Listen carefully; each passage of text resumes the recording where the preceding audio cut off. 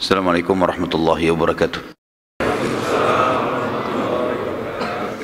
Selalu saja kita memuji Tuhan kita Allah, Zat yang paling pantas untuk dipuji, dicintai, ditunduki dan ditakuti. Satu-satunya Zat yang telah menciptakan, mengurus, mengawasi semua yang di langit, semua yang di bumi dan semua yang di kedalaman lautan. Ilmunya meliputi segala sesuatunya, tidak beranak dan tidak diperanakkan, dan tidak ada sekutu bagian dalam setiap kegiatannya. Dia telah menggantungkan segala kebutuhan kita dengan kalimat sederhana dan penuh dengan berkah. Alhamdulillah. Maka sangat wajar di setiap awal aktivitas ataupun selesai dari aktivitas kita, kita selalu mengucapkan kalimat ini.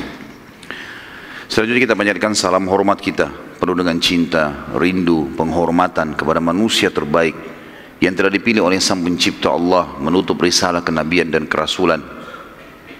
Manusia yang telah disempurnakan jalur nasabnya, ilmunya, fisiknya, sukses dalam kehidupan dunianya dan juga di akhiratnya. Demikianlah orang-orang yang mengikutinya pasti juga akan mendapatkan kesuksesan. Makanya Allah sebagai pencipta telah memerintahkan setiap manusia tidak terkecuali untuk menjadikannya sebagai suri tauladan, terutama bagi orang-orang yang sudah beriman. Dan Sang Pencipta Allah bersama malaikatnya mengucapkan salam hormat secara langsung juga kepada manusia terbaik ini, dan siapapun yang mengucapkan salam hormat kepadanya akan dibalas oleh Allah secara spontan 10 kali salam secara langsung dari Allah. Maka sangat wajar kalau kita selalu mengucapkan salawat dan taslim kepada Nabi besar Muhammad sallallahu alaihi wasallam. Melanjutkan bahasan sirah kita, semoga Allah berkahi. Setelah panjang lebar kita jelaskan tentang perang Hamrat Asad yang terjadi setelah perang Uhud, dan juga pelajaran-pelajaran yang kita ambil dari perang Uhud yang sangat luar biasa. Berikut juga kaidah-kaidah syar'i yang bisa diambil dari kejadian Uhud dan Hamrat Asad. Kita akan masuk sekarang ke pembahasan tentang penyerangan beberapa suku Arab yang ada di sekitar Madinah ke kota Madinah. Maksudnya ingin menyerang, dan ini semua adalah rentetan permasalahan yang terjadi di Uhud, di pertengahan peperangan. Di awal peperangan muslimin memenangkan peperangan, di tengah-tengah mereka dikalahkan, lalu kemudian mereka menang lagi di Hamrat Asad. Hanya saja Hamrat Asad, peperangan ini banyak juga di antara suku-suku Arab yang tidak sampai kepadanya berita itu. Jadi sebagian kecil, dan Quraisy berusaha menyebarkan berita kalau mereka yang menang, dan memang banyak suku-suku Arab terpengaruh dengan pendapat Quraisy, ya, bahwasanya memang mereka yang menang. Padahal sebenarnya sudah kita jelaskan di Hamrat Asad, Quraisy tidak berani untuk datang menemui muslimin, dan muslimin sempat tinggal selama 3 hari di sana. Simpang siur, ada yang tangkap, ada juga yang tidak. Ringkas cerita teman-teman sekalian, ternyata ada beberapa suku-suku Arab yang berpikir untuk menyerang Madinah, dikarenakan mereka mengetahui Uhud itu tempat lokasi di mana muslimin kalah adalah di depan pintu gerbang Madinah. Artinya di depan pintu gerbang Madinah saja muslimin kalah, ya, berarti sudah sangat lemah, apalagi kalau mereka perang keluar dari kota Madinah. Maka perang yang terjadi Hamrat Asad dan Uhud itu terjadi, Uhud tentunya di bulan Syawal, tanggal 15 Syawal tahun 3 Hijriah, dan Hamrat Asad tanggal 16 Syawal. Nabi SAW pada saat itu menetap di Madinah. Setelah Hamrat Asad tidak keluar sama sekali bentuk pasukan atau menyerang. Beliau tinggal kurang lebih dari bulan Syawal, Dzulqa'dah, Dzulhijjah, 3 bulan sampai bulan Muharram di tahun 4 Hijriah. Tidak ada peperangan. Nabi SAW fokus menyampaikan wahyu kepada para sahabat dari hukum-hukum syar'i yang turun pada saat itu. Sampai akhirnya baginda Nabi SAW mendengarkan, teman-teman sekalian, ada beberapa suku-suku Arab yang tamak untuk menyerang Madinah. Dan suku yang paling pertama ingin menyerang Madinah namanya suku As'ad bin Khuzaimah. Dan saya sudah bilang tadi bahasan kita di pagi hari, bagaimana orang-orang Arab itu kalau ada di antara mereka yang memiliki kelebihan fisik, ya, harta, keturunan, maka bisa ternisbatkan nama suku kepadanya. Maka ini nama orang As'ad bin Khuzaimah, tapi karena dia orang yang kaya raya, punya keturunan banyak segala macam, akhirnya terbentuklah nama suku darinya. Kemudian berkembanglah juga kepada anak cucunya yang terus ya menjadi jumlah yang banyak, maka terbentuklah suku yang besar. Suku ini teman-teman sekalian dipimpin oleh seseorang yang bernama Tulaiha. Tulaiha dan adiknya, Tulaiha si kakak, adiknya namanya Salamah. Dua-duanya anaknya Khuwailid. Tulaiha ini perlu kita tahu juga, nanti dia akan mengaku sebagai seorang nabi. Salah satu yang mengaku nabi di Jazirah nanti, nabi palsu tentunya, Tulaiha ini. Hanya saja dari 3 orang yang mengaku nabi, Tulaiha bin Khuwailid ini nantinya taubat dia, masuk Islam dan dia taubat. Bahkan dia termasuk salah satu dari pasukan Umar bin Khattab yang menuju ke Qadisiyah, memerangi Persia bersama Sa'ad bin Abi Waqqas radhiyallahu anhu. Kemudian ada Aswadul Unsi nanti terbunuh, dan juga ada Musailamah al-Kadzdzab juga terbunuh setelah mereka mengaku sebagai nabi palsu. Saudara seiman, berita akan menyerangnya Tulaiha ke Madinah ini didengar oleh baginda Nabi SAW, dan beliau akhirnya mengirim mata-mata ke sana. Dengan segera Nabi SAW menyiapkan pasukan yang kita sudah sebutkan dan sering kita sebutkan dengan istilah Sariyah. Masih ingat ya?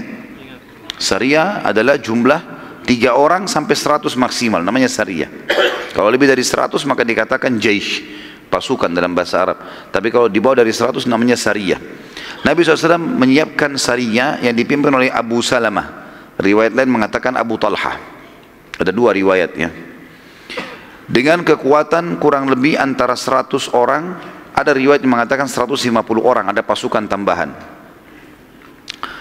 Mereka menyerang ke suku As'ad sebelum mereka atau suku As'ad menyerang Madinah. Dan ternyata dalam kondisi mereka tidak sadar suku Asad ini akan diserang, mereka lalai dan setelah sholat subuh berhasil diserang oleh Abu Talha dan berhasil mengalahkan suku As'ad, yang akhirnya membatalkan niat mereka untuk mendatangi Madinah. Dan tentu Abu Talha, yang lebih tepatnya kan ada 2 riwayat, ada Abu Salamah, tapi kita ambilnya riwayat yang paling kuat Abu Talha radhiyallahu anhu yang sempat terluka parah di perang Uhud. Itu diutus oleh Nabi SAW jadi pimpinan sini, dan dia pada saat pulang dari menyerang suku Asad ini dia pun mati terbunuh syahid dan lukanya di medan perang. Dan juga ulama mengeluarkan sebuah hukum, siapapun yang telah ikut berperang kemudian terluka di medan perang lalu dia pulang ke kampungnya atau ke kotanya dan dia mati kena luka, itu terhitung syahid walaupun dia tidak mati di kancah peperangan, karena lukanya menyebabkan dia mati. Yang luka itu didapatkan di kancah peperangan. Yang kedua suku Hudzail. Kalau masih ingat tadi ada seseorang yang diutus oleh Quraisy untuk menakut-nakuti muslimin, ya, itu dari suku Hudzail. Setelah perang Uhud, tepatnya bulan Muharram, juga masih di bulan Muharram, setelah selesai suku Asad tadi bin Khuzaimah dikalahkan, datanglah kepada Nabi SAW 2 suku Arab, namanya suku Adal dan Qara. Suku Adal dan Qara. Suku ini tidak terlalu dikenal karena suku yang cukup jauh dari di ujung Jazirah Arab, dekatnya di wilayah Najd, wilayah dekat negeri Syam. Mereka sempat datang kemudian meminta kepada Nabi SAW. Mereka pura-pura masuk Islam. Mereka datang, mereka syahadat di Madinah, berapa puluh orang gitu ya, tidak disebutkan jumlahnya, tapi ada di sejarah mengatakan antara 40 sampai 50 orang. Mereka lalu masuk Islam dan mereka meminta agar Nabi SAW mengutus beberapa orang sahabat penghafal Al-Quran untuk menemani mereka pergi ke sukunya gitu. Dan Nabi SAW mengutus 6 orang sahabat yang mulia. Yang pertama adalah Asim bin Thabit bin Abi Aqlah. Asim bin Thabit bin Abi Aqlah. Yang kedua Marthad bin Marthad Al-Ghanawi. Marthad bin Marthad Al-Ghanawi. Yang ketiga Khalid bin Al-Bukhair. Khalid bin Al-Bukhair. Yang keempat Khubayb bin Adi. Khubayb bin Adi. Nanti saya ulangi lagi. Yang kelima Zaid bin Ad-Dathinnah. Yang terakhir Abdullah bin Tariq. Abdullah bin Tariq. Jadi Asim bin Thabit bin Abi Al-Aqla, Marthad bin Abi bin Marthad, Marthad bin Marthad Al-Ghanawi, Khalid bin Bukhair, Khubayb bin Adi, Zaid bin Ad-Dathinnah, dan juga yang terakhir Abdullah bin Tariq radhiyallahu anhu majma'in. Semuanya ini penghafal Quran. Semua ini penghafal Quran dari sahabat Nabi ridwanullahi alaihim. Pada saat tiba melewati pemukiman suku Hudzail, ternyata kelompok ini kelihatan pengkhianatannya. Padahal mereka tadi sementara jalan mereka tunjukkan, mereka belajar sholat, mereka coba belajar baca Al-Quran setiap istirahat.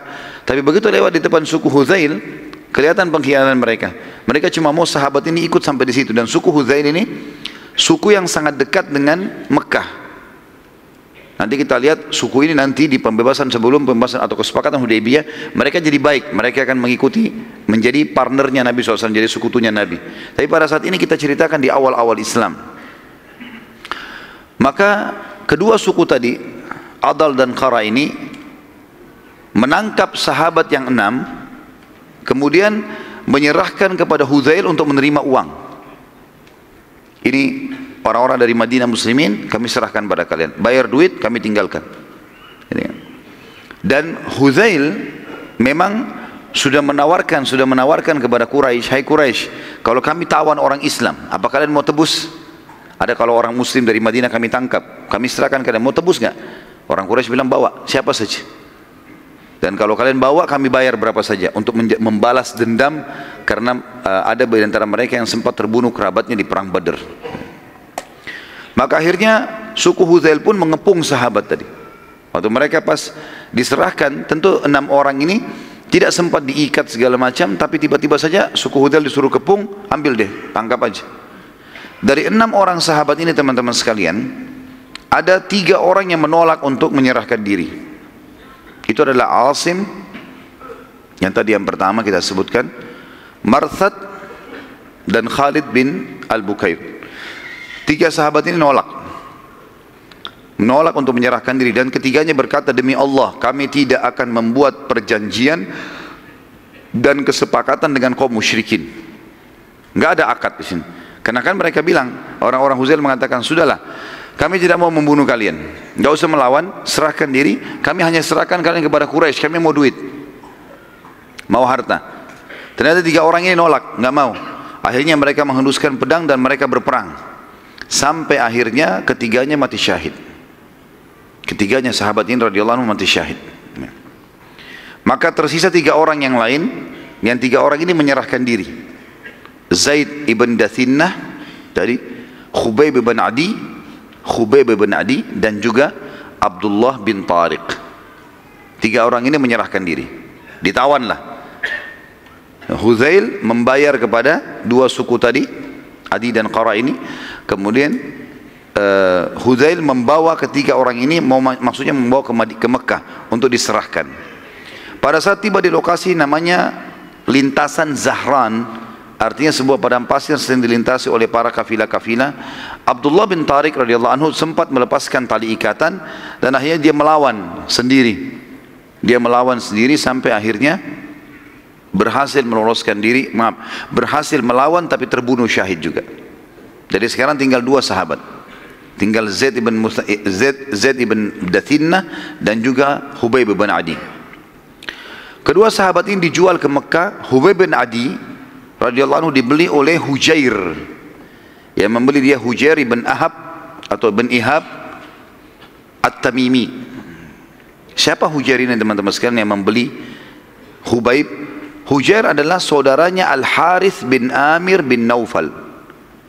Al-Harith bin Amir bin Naufal, ya, jadi Khubayb bin Adi dijual ke seseorang bernama Hujair bin Ihab At-Tamimi. Hujair bin Ihab ini sengaja membeli, ya, Khubayb karena dia adalah saudaranya Al-Harith. Namanya saudaranya Hujair yang membeli si Khubayb ini adalah Al-Harith bin Amir bin Naufal. Ini adalah orang yang dibunuh oleh Khubayb di Uhud. Jadi ternyata Khubayb bin Adi radhiyallahu anhu sahabat Nabi ini sempat membunuh seseorang di Uhud namanya Al-Harith bin Amir bin Nufail. Ini adalah saudaranya Hujair. Makanya Hujair sengaja membeli Khubayb untuk dia bunuh, balas dendam. Kemudian Zaid bin Dathinnah dibeli oleh Safwan bin Umayyah bin Khalaf. Safwan bin Umayyah bin Khalaf. Kalau antum masih ingat di perang Badar, Umayyah bin Khalaf termasuk yang terbunuh bersama Abu Jahal. Ya. Dan anaknya Umayyah bin Khalaf namanya Safwan menjadi pengganti ayahnya jadi kepala suku di Mekah. Dia bilang, dia iklankan, siapa saja yang menyerahkan kepada saya muslim, siapa saja muslim, maka saya akan bayar berapa saja dan saya akan bunuh sebagai ganti karena ayahnya terbunuh di perang Badar. Kedua sahabat ini akhirnya dibunuh dan keduanya mati syahid. Keduanya mati syahid. Suku Hudzail pada saat menyerahkan Asim, maka suku Hudzail sempat membunuh Asim. Ingatkan tadi 3 orang yang sempat melawan, diantaranya Asim. Asim ini waktu berperang melawan, dia dengan 2 orang temannya, 3 orang akhirnya terbunuh awal, karena 3 orang ditawan, 3 orang melawan awal. Asim salah satunya. Waktu mereka membunuh Asim dan mereka memotong kepalanya Asim, memotong kepala Asim dilepaskan, mereka niatnya ingin menjual kepala Asim kepada seorang wanita bernama Sulafa ya. Ada Sulafa, ada mengatakan Sulaifa, namanya Sulafa binti Sa'ad ya. Sulafa binti Sa'ad ya. Ini sempat hadir di Uhud dan dia sempat menyaksikan 6 orang saudaranya yang memegang bendera sempat dibunuh oleh Hamzah, Ali dan juga Asim. Sulaifa ini atau Sulafa ini, waktu dia lihat ke-6 saudaranya dari Bani Abdiddar jatuh tergeletak semuanya mati di dekat bendera, setiap ada pegang bendera dibunuh lagi oleh Hamzah, Ali dan Asim, gitu kan. Waktu 6 orang jatuh ini, kebetulan saudaranya yang ke-6 yang pegang bendera, yang membunuh, yang menusuknya Asim, dan dia lihat. Maka Sulafa mengeluarkan instruksi di pasukan Quraisy waktu itu di perang Uhud, siapapun yang mendatangkan kepada saya batok kepalanya Asim, maka saya akan isi batok kepalanya dengan emas untuk saya bayar. Jadi batok kepalanya nanti kalau saya dapatkan, saya akan bersihkan, dikeluarkan semua isi otaknya, saya akan isi dengan emas, sebesar itu saya akan kasih ke orang yang memberikan batok kepalanya. Oleh karena itu suku Hudzail tamak pada saat itu. Mereka pada saat membunuh Asim, mereka membawa kepalanya dengan niat mau dijual kepada Sulafa tadi, binti Sa'ad bin Syahid ya, yang hadir di Uhud pada saat itu. Namun terjadi keajaiban yang luar biasa pada satu di antara yang disebutkan dalam riwayat adalah pada saat mereka memotong kepala Asim, kepalanya sempat dipenuhi dengan lebah. Entah lebah dari mana datang, dari padang pasir, penuh semua mukanya dan kepalanya penuh lebah. Dan setiap kali ada suku Hudzail yang coba menyentuh, maka diserang oleh lebah tersebut. Dan di depan mata mereka, lebah-lebah ini rame-rame ya menjepit kepala Asim, kemudian dibawa terbang oleh lebah, gitu ya. Sampai akhirnya kepala Asim tidak ditemukan sama sekali dan dibawa oleh lebah entah kemana dengan hikmah Allah subhanahu wa ta'ala. Dan pada saat terdengar berita tersebut oleh kaum muslimin, maka Umar bin Khattab mengatakan, saya pernah mendengarkan Asim telah bersumpah atas nama Allah dan memohon agar jasadnya tidak disentuh sama sekali oleh orang-orang musyrik. Maka pada saat mereka memotong pun kepalanya, sempat jasadnya entah di mana, mereka hanya menemukan kepalanya dan kepalanya pun dibawa oleh lebah, yang akhirnya mereka tidak bisa menemukan sama sekali jasad sahabat yang mulia ini. Tentu kita melihat ini teman-teman sekalian, sampai di sini yang dinukil oleh para ahli sejarah dan belum disebutkan apakah baginda Nabi SAW membalas atau tidak. Yang jelas kejadian ini terjadi. Yang saya tahu nanti suku Hudzail ya, meminta maaf dan kemudian suku Hudzail akhirnya menjadi sekutu Nabi di kesepakatan Hudaybiyah. Yang ketiga, suku Sulaim, suku Ril, Zikwan dan Usayyah. Ada 4 suku Arab, suku Sulaim, suku Ri'il ya. Ri'il ini salah satu suku Arab juga ya. Suku Sulaim, suku Ri'il, Zikwan dan Usayyah. Ini 4 suku, Sulaim, Ri'il, Zikwan dan Usayyah. Datang seseorang di Madinah teman-teman sekalian yang bernama Amir bin Malik. Amir bin Malik ini, tentu tadi itu nama-nama suku, judulnya ya. Tapi kita masuk sekarang histori kisahnya. Ada seseorang datang ke Madinah bernama Amir bin Malik bin Ja'far. Amir bin Malik bin Ja'far ini pimpinan suku Amir bin Sa'sa'ah, salah satu suku Arab. Ia menemui Nabi SAW. Si Amir ini bin Malik bin Ja'far menemui Nabi SAW. Lalu Nabi memberikan hadiah sebagai tanda persahabatan. Masih kafir. Lalu kata Nabi SAW, saya enggak terima hadiah dari orang kafir. Saya enggak terima hadiah dari orang kafir. Tentu di sini Nabi SAW menerima hadiah umumnya walaupun dari orang kafir. Tapi khusus pada masa itu karena perang lagi genting-gentingnya, kemudian telah terjadi kasus tadi sampai berita ke Nabi SAW tentang 6 orang sahabatnya dikhianati, maka beliau pun hati-hati. Beliau mengatakan, saya tidak terima hadiah dari orang kafir, kecuali kalau kau masuk Islam. Kalau kau masuk Islam tidak ada masalah, kau Muslim. Maka kata si Amir, saya nggak mau masuk Islam, saya tidak akan masuk Islam, tetapi kalau anda mau, saya akan coba ya menyebarkan agama anda yang di suku saya. Tapi dengan syarat, harus ada sahabat anda yang berangkat, harus ada orang yang berangkat. Nabi SAW masih trauma dengan 6 orang yang dibunuh tadi, sampai berita ke Nabi SAW. Juga ada riwayat tadi saya lupa sampaikan teman-teman, Asim pada saat jasadnya dicari, maka bumi yang ada jasadnya terbuka dan menanamkan, memasukkan jasadnya, sementara kepalanya dibawa oleh lebah. Tadi yang lupa saya sampaikan. Maka kata Nabi SAW, apa jaminanmu? Sekarang, apa jaminan kau bisa selamatkan? Ada sahabat saya dikhianati. Kata dia, saya menjaminnya. Saya kepala suku, saya yang jamin. Maka kata Nabi SAW, baiklah, kalau kau menjamin, selesai. Artinya kalau ada pengkhianatan, perang nih. Maka Nabi SAW pun mengutus 70 orang sahabat pilihan waktu itu. Dari tadi cuma 6, sekarang 70 orang, supaya ada kekuatan gitu. Di antara 70 orang ini ada beberapa orang sahabat yang terkenal dengan keimanannya, dengan ilmunya, ulamanya sahabat. Di antaranya Al-Harith bin Shimmah. Al-Harith bin Shimmah salah satu ulama sahabat masyhur dengan ilmunya. Ini salah satunya, ada mungkin 6-7 orang ini diantaranya sahabat semua mulia tentu, tapi ini 7 orang ini, 6 orang ini orang-orang yang sangat tinggi ilmunya, hafal 30 tahun, dan ini 70 orang memang penghafal Quran semuanya. Yang kedua Haram bin Milhan. Jadi Al-Harith bin Shimmah, Haram bin Milhan, kemudian Urwa bin Asma As-Silmi. Al-Harith bin Shimmah, Haram bin Milhan, Urwa bin Asma As-Silmi. Kemudian yang keempat Nafi' bin Badil. Nafi' bin Badil. Saya ulangi, kalau ada yang mau catat teman-teman sekalian, saya ulangi insyaAllah.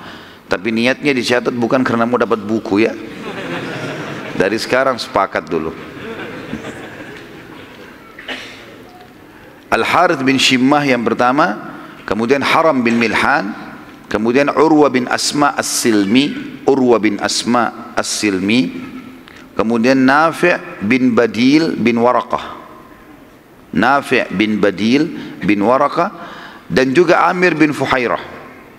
Ini kurang lebih di antara 70 ada 4 atau 5-6 orang ini ya.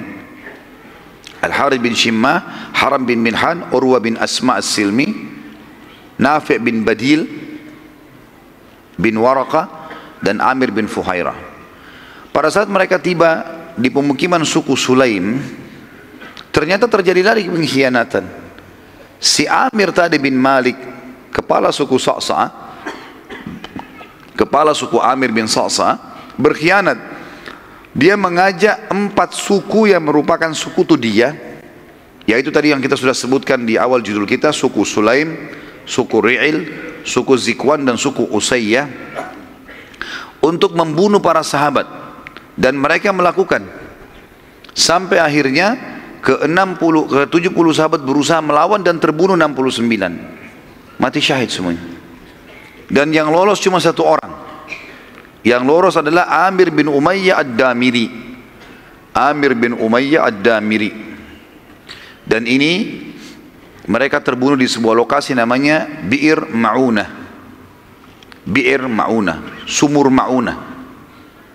Nanti akan kita jelaskan ada penyerangan Nabi SAW ke lokasi ini. Bagaimana mereka dihukum oleh Nabi SAW karena membunuh 69 sahabatnya. Jadi nama lokasinya Bi'ir Ma'una, dan yang tersisa adalah Amir bin Umayyah Ad-Damiri. Dalam perjalanan menuju ke Madinah, Amir sempat menemukan 2 orang dari asal suku sang pengkhianat, Amir bin Malik bin Ja'far As-Sa'sa' tadi, yang sempat memberikan jaminan Nabi kan, namanya Amir bin Malik kan. Saya jamin, tidak ada masalah, saya kepala suku. Ternyata Amir, kepala suku tadi yang mengkhianat itu, sahabat juga yang sempat lolos namanya Amir. Sahabat si Amir ini, waktu dia menuju ke Madinah pulang, dia temukan ada 2 orang dari sukunya si Amir pengkhianat tadi. Lagi lewat. Maka sahabat yang mulia Amir bin Umayyah membunuh 2 orang itu. Sebagai balasan. Karena dia tahu ini dari suku Amir bin Sa'sa. Ini sama, pengkhianat juga ini. Dia pikir semua suku itu pasti pengkhianat. Padahal sebenarnya yang berkhianat cuma kepala sukunya saja. Pada saat Nabi SAW mendengar cerita tersebut, maka Nabi SAW berkata, wahai Amir, masalah kasus pengkhianatan kepala suku mereka, Amir tadi bin Malik, ini dianya yang salah, dan yang akan kita hukum dia berikut 4 suku yang mendukungnya tadi, Sulaim, Ri'il, Zikwan, ya, itu semua tadi kita hukum, itu yang kita hukum. Jadi 2 orang yang kamu bunuh, kita akan bayar diyahnya. Lihat bagaimana keadilan Islam, ya. Padahal sudah terjadi pengkhianatan. Karena ada sahabat Nabi SAW membunuh dengan tidak sengaja, salah, maka Nabi SAW mau membayar itu. Lalu Nabi SAW sempat melakukan pada saat itu kunut nazilah sebulan. Subuh, duhur, asar, maghrib, isya, membaca kunut. Semuanya memohon kepada Allah agar ke-4 suku ini dibinasakan oleh Allah selama sebulan penuh. Dan di sini keluar sebuah hukum tentang adanya kunut nazilah, di mana pada saat muslimin terdesak, ada masalah yang mereka hadapi, mereka boleh memohon kepada Allah agar diberikan kemenangan. Dan pada saat itu Allah Subhanahu wa taala mengabulkan doa Nabi SAW sehingga ke-4 suku itu terkutuk dan mereka akhirnya banyak yang binasa dan ditimpa banyak penyakit, ya. Tersisa sekarang teman-teman sekalian, pada saat Nabi SAW mau membayar dia 2 orang dari suku Amir yang dibunuh oleh Amir tadi sahabat ini, maka beliau pikir kalau dikirim diyahnya ke sana nanti bisa dibunuh lagi sahabat. Bagaimana caranya? Dicarilah di Madinah suku Madinah yang merupakan sekutunya suku Amir bin Sa'sa. Siapa? Ditemukan suku Yahudi namanya suku Nadir. Dan kita sudah pernah sebutkan ada 3 suku di Madinah, Yahudi, Qainuqa, Nadir dan Quraidah. Suku Nadir teman-teman adalah sekutunya suku Amir bin Sa'sa. Nabi SAW ingin niat memberikan diyahnya 2 orang yang terbunuh ini kepada Bani Nadir, nanti mereka yang kasih kepada suku Amir, supaya jangan lagi ada sahabat yang dibunuh gitu. Pada saat itu Nabi SAW mendatangi sendiri pemukiman suku Nadir, dan menyampaikan hajatnya. Kalau kami telah terjadi begini dan begitu dan kami akan menitipkan diyahnya, tolong selesaikan. Ternyata suku Nadir pada saat itu mengatakan baiklah, kami akan terima, gitu kan. Kami akan terima. Tapi kamu tunggu sebentar hai Muhammad. Waktu itu Nabi SAW lagi kebetulan di jalan pemukiman mereka, karena zaman dulu setiap suku punya benteng sendiri. Saya pernah jelaskan tentang keadaan 3 suku Yahudi, Nadir, Qainuqa dan Quraidah ini. Semuanya punya benteng. Di dalam benteng ada pemukiman mereka, ada pasar, ada sumur, ada peternakan. Seperti satu kota sendiri. Jadi kota di dalam kota gitu. Suku Nadir waktu Nabi SAW datang ke sana mau mengantarkan diyah denda 2 orang yang dibunuh oleh sahabat tadi, disuruh tunggu oleh orang-orang Yahudi. Dan Nabi SAW menunggu di salah satu rumah mereka, ditemani waktu itu oleh Abu Bakar, Umar, ya, sahabat-sahabat Nabi yang mulia, Ali bin Abi Thalib. 3 orang sahabat ini mendampingi Nabi SAW. Dan Nabi duduk bersandar di salah satu rumah mereka. Ternyata orang-orang Yahudi berkata satu sama yang lain, sungguh kalian tidak akan pernah mendapatkan kesempatan untuk membunuh Muhammad lebih baik daripada ini. Siapa yang naik ke atas rumah yang tempat dia sekarang lagi ada, kemudian dilemparkan batu ke bawah, biar Muhammad kena batu dan mati. Begitu pemikiran orang-orang Yahudi pada saat itu. Maka ada satu orang Yahudi yang pada saat itu bernama Amr bin Jahash. Amr bin Jahash bin Ka'ab, namanya dia, Amr bin Jahash bin Ka'ab. Amr bin Jahash ini berkata, aku. Lalu dia pun ya, membawa batu besar, kemudian mutar dari belakang rumah itu. Dia masuk dari pintu belakang rumah, dia pamit sama pemilik rumahnya, lalu dia ceritakan kisahnya, lalu dia naik ke atas. Begitu dia naik ke atas dan dia tinggal mau menjatuhkan batu, wahyu turun. Mereka lupa kalau ini adalah Rasulullah SAW. Jibril datang menyampaikan, hai Muhammad, di atas kepalamu sekarang ada orang Yahudi bernama Amr ini mau melemparkan batu. Nabi SAW, tentu Abu Bakar sama Umar sama Ali nggak tahu itu. Karena Jibril berbicara dengan Nabi, mereka tidak tahu. Maka Nabi SAW tiba-tiba berdiri, lalu meninggalkan rumah tersebut dengan tidak ada sama sekali gerakan seakan-akan ada kaget atau marah, enggak. Santai saja. Dan biasanya Nabi SAW kalau begini berarti punya hajat mau ke kamar kecil. Para sahabat fahamnya begitu. Jadi kalau Nabi SAW berdiri tanpa sebab, berarti ada hajat mau ke kamar kecil biasanya. Kalau selain kamar kecil biasanya Nabi sampaikan. Seperti itulah.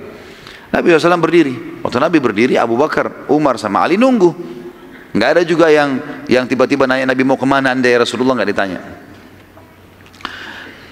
Karena lama menunggu, Abu Bakar, Umar dan Ali berpikir, kemana Rasulullah? Kok lama ini? Nggak balik-balik. Lebih baik kita lihat keadaannya.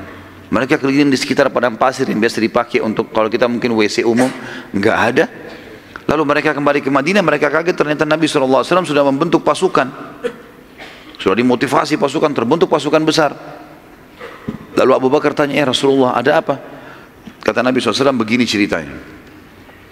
Bahwasanya orang-orang ini sebenarnya berusaha membunuhku. Ada seseorang bernama Amr naik di atas guma mau lempar batu, dan kalau saya tunggu sebentar beberapa saat saja sudah dilemparin batu itu. Wahyu menyampaikan kepada saya, dan ini harus dihukum. Maka Abu Bakar, Umar dan Ali pun radhiyallahu anhum bergabung di pasukan, dan akhirnya Nabi SAW mengepung benteng suku Nadir selama 15 hari. Subhanallah, selama 15 hari ini sebenarnya suku Nadir merasa bersalah dan mau menyerahkan diri kepada Nabi SAW. Tapi apa yang terjadi? Beberapa orang-orang munafik mendatangi suku Yahudi ini.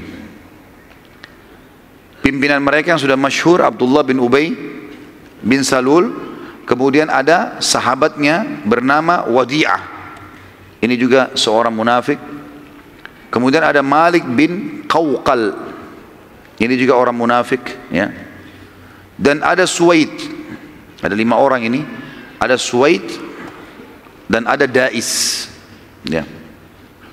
Ada 5 orang munafik, Abdullah bin Abi Salul, Wadi'ah, kemudian Malik bin Qawqal, Suwaid dan Dais. Mereka berlima mendatangi bentengnya suku Nadir dan berkata, sudahlah, jangan nyerahkan diri. Kami membela kalian. Kalian tahu kan siapa kami? Maksudnya orang-orang munafik. Kami bukan muslim, kami akan bela kalian, tidak usah khawatir. Kami juga punya pasukan, disebutkanlah pasukan kami begini, namanya si fulan, kalian tahu si fulan, si fulan, si fulan. Di Madinah mereka saling tahu. Ini orang munafik semua. Kami siap membela kalian. Kalau kalian diperangi, kami akan memerangi juga muslimin. Kalau kalian mati, kami mati bersama kalian. Tadinya suku Nadir ini khawatir gitu kan. Mereka menyerahkan diri, tapi karena motivasi dari orang-orang munafik ini, akhirnya mereka tidak jadi. Mereka tidak jadi menyerahkan diri, dan mereka akhirnya mau melawan. Sampai akhirnya ya, mereka dikepung 15 hari, dan ternyata dalam 15 hari itu pun setelah orang-orang yang munafik ini keluar, sama sekali mereka tidak mengirim bantuan, tidak ada beritanya gitu kan. Akhirnya mereka menyerahkan diri, dan ini sifatnya orang munafik. Orang munafik subhanallah biasa gitu. Sama kaum muslimin benci, sama orang kafir penjilat ya, dan dusta semua hidupnya. Dan kita tahu surah An-Nisa menjelaskan masalah itu. Surah An-Nisa surah nomor 4 ayat 138. Dimulai dari 138. Pernah saya bacakan ayat ini, tapi saya bacakan lagi. A'udzubillahi minasyaitonirrajim. Basyiril munafiqina bi anna lahum adzaban alima. Sampaikanlah berita ya, bahwasanya orang-orang munafik itu akan mendapatkan siksa yang pedih. Alladzina yattakhiduna al-kafirina awliya min dunil mu'minin. Mereka adalah orang-orang yang menjadikan orang kafir sebagai tempat-tempat mereka bersandar. Ayabtaguna indahumul izzata fa innal izzata lillahi jami'a. Mereka mengira bahwasanya orang-orang kafir itu punya kemuliaan sehingga mereka berusaha menjilat di situ, mau mendekat, padahal semuanya kemuliaan di sisi Allah. Wa qad nazzala 'alaikum fil kitab an idza sami'tum ayati llahi yukfaru biha ustahza'u biha, dan telah diturunkan dalam Al-Qur'an dengan sangat tegas, kalau kalian dengarkan ayat-ayat Allah diolok-olok ya, maka jangan kalian duduk, fala taqudu ma'ahum, jangan kalian duduk bersama mereka, hatta yakhudu fi haditsin ghairi, sampai mereka mengalihkan pembicaraan ke yang lain. Innakum idza mithluhum, kalau kalian ikut-ikutan sama orang-orang munafik itu, orang-orang kafir itu, maka kalian sama saja dengan mereka. Innallaha jami'ul munafiqina wal kafirina fi jahannam jami'a. Sesungguhnya Allah pasti akan mengumpulkan orang-orang kafir dan orang munafik dalam neraka jahannam bersama-sama. Sifat orang munafik disebutkan, alladzina yatarabbasuna bikum, yaitu orang-orang yang selalu mencari kejadian-kejadian untuk kalian atau terhadap kalian, hai kaum muslimin. Fa in kana lakum fathum minallah, kalau kalian dapat kemenangan dari sisi Allah, qalu, orang-orang munafik berlumba-lumba berkata, alam nakum ma'akum, bukankah kami juga umat Islam sama dengan kalian? Kami kan juga namanya si fulan, orang muslim, ya. Wa in kana lil kafirin nasib, dan kalau seandainya orang kafir yang mendapatkan kemenangan, qalu alam nastahwid alaikum, bukankah kami telah memenangkan kalian, wa namna'kum minal mu'minin, dan kami melarang atau menahan kalian dari orang-orang beriman. Lalu mereka mengatakan, ya, bukankah kami telah memenangkan kalian dari kaum mukminin dan juga kami menahan kalian, kami telah memenangkan kalian dan kami menahan kalian dari orang-orang beriman. Fallahu yahkum bainahum yaumal qiyamah, Allah akan menghakimi di antara mereka pada hari kiamat. Walan yaj'alallahu lil kafirin 'alal mu'minina sabila, Allah tidak akan mungkin memberikan orang-orang kafir untuk memusnahkan orang mukmin secara keseluruhan. Innal munafiqina yukhadi'una Allah wa khadi'uhum, orang-orang munafik berusaha menipu Allah seakan-akan Allah tidak tahu tentang keadaan mereka, padahal Allah sedang menipu, membalas tipu muslihat mereka. Wa idza qamu ila sholati qamu kusala, mereka kalau bangun salat mereka sangat malas. Yura'unan nas, kalaupun mereka salat mereka hanya ingin pujian manusia. Wala yadhkurunallaha illa qalila, mereka tidak pernah berzikir kepada Allah kecuali sedikit sekali. Mudabdabina baina dzalik, mereka bingung antara kafir dan keimanan. La ilaha ula'i wa la ilaha ula, mereka tidak menjadi orang beriman, tidak juga menjadi orang kafir.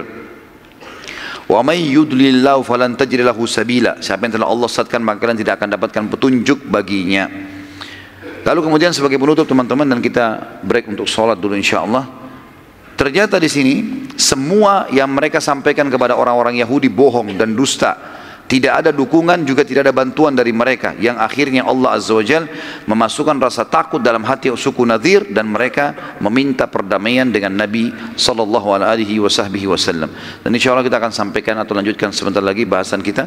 Subhanakallahumma bihamdika, asyhadu an la ilaha illa anta astaghfiruka wa atubu ilaik. Wassalamualaikum warahmatullahi wabarakatuh. Assalamualaikum warahmatullahi wabarakatuh. Alhamdulillah, wassalatu wassalamu ala rasulillah. Segala puji bagi Allah subhanahu wa ta'ala, juga salawat dan taslim kepada Nabi besar Muhammad sallallahu alaihi wasallam.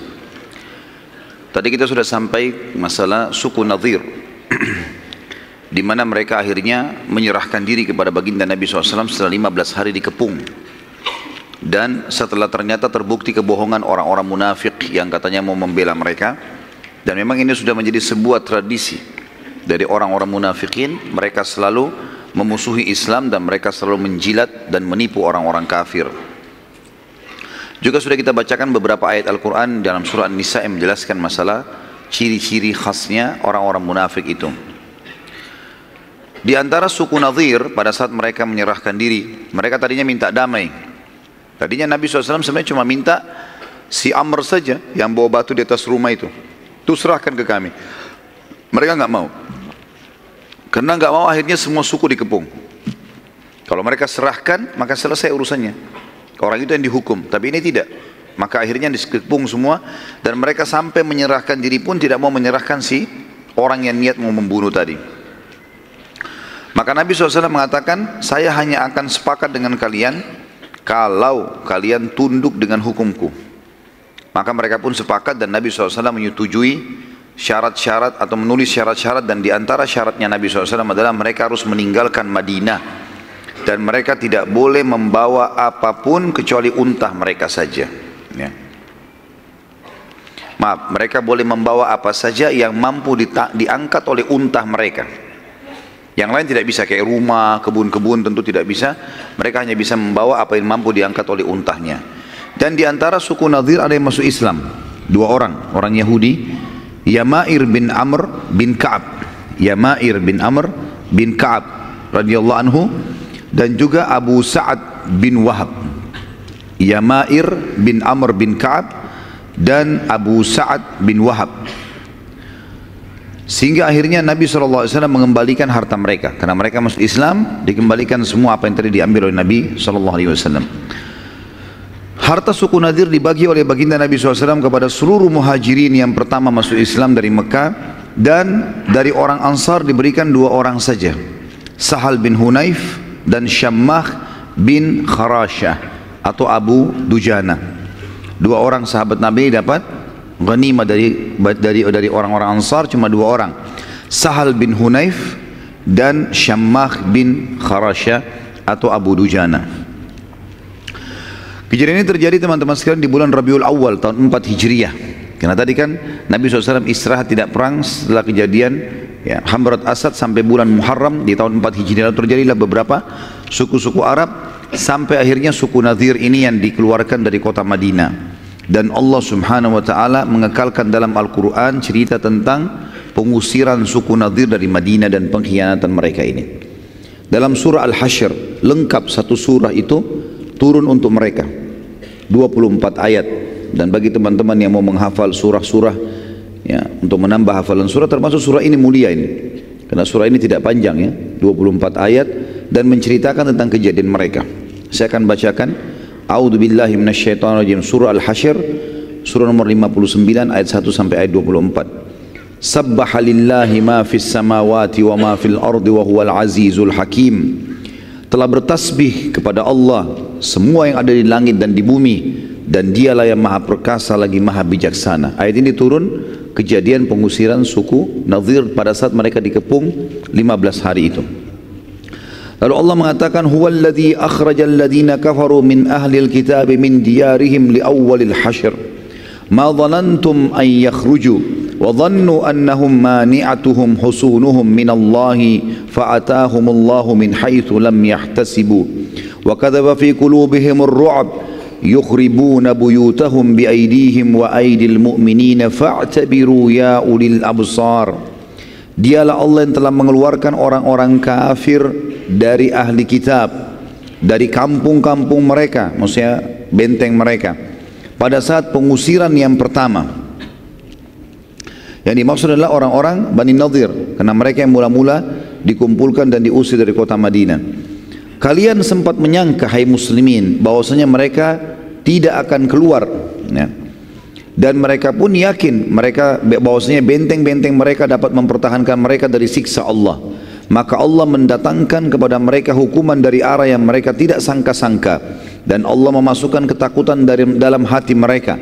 Mereka merusak rumah-rumah mereka dengan tangan-tangan mereka sendiri dan tangan orang-orang mukmin. Maka ambillah pelajaran dari kejadian itu, hai orang-orang yang mempunyai wawasan atau akal.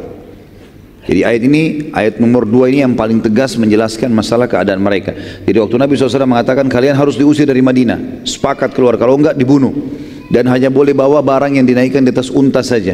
Rupanya karena mereka sakit hati, mereka sempat merusak rumah-rumah mereka dengan tangan mereka sendiri. Maksudnya supaya tidak dipakai oleh muslimin, gitu kan? Ternyata di antara muslimin ada yang datang membantu mereka ngurusin rumahnya. Nanti kita tidak butuh rumah kalian kok, tidak butuh, keluar saja gitu. Allah mengatakan ambil pelajaran dari situ. Suku Nadir ini teman-teman sekalian memiliki di dalam benteng itu sekitar 1000 personil perang, ahli perang, prajurit, dan mereka masih mempunyai sekian ribu orang yang memang bukan personil perang tapi bisa dipakai tenaganya.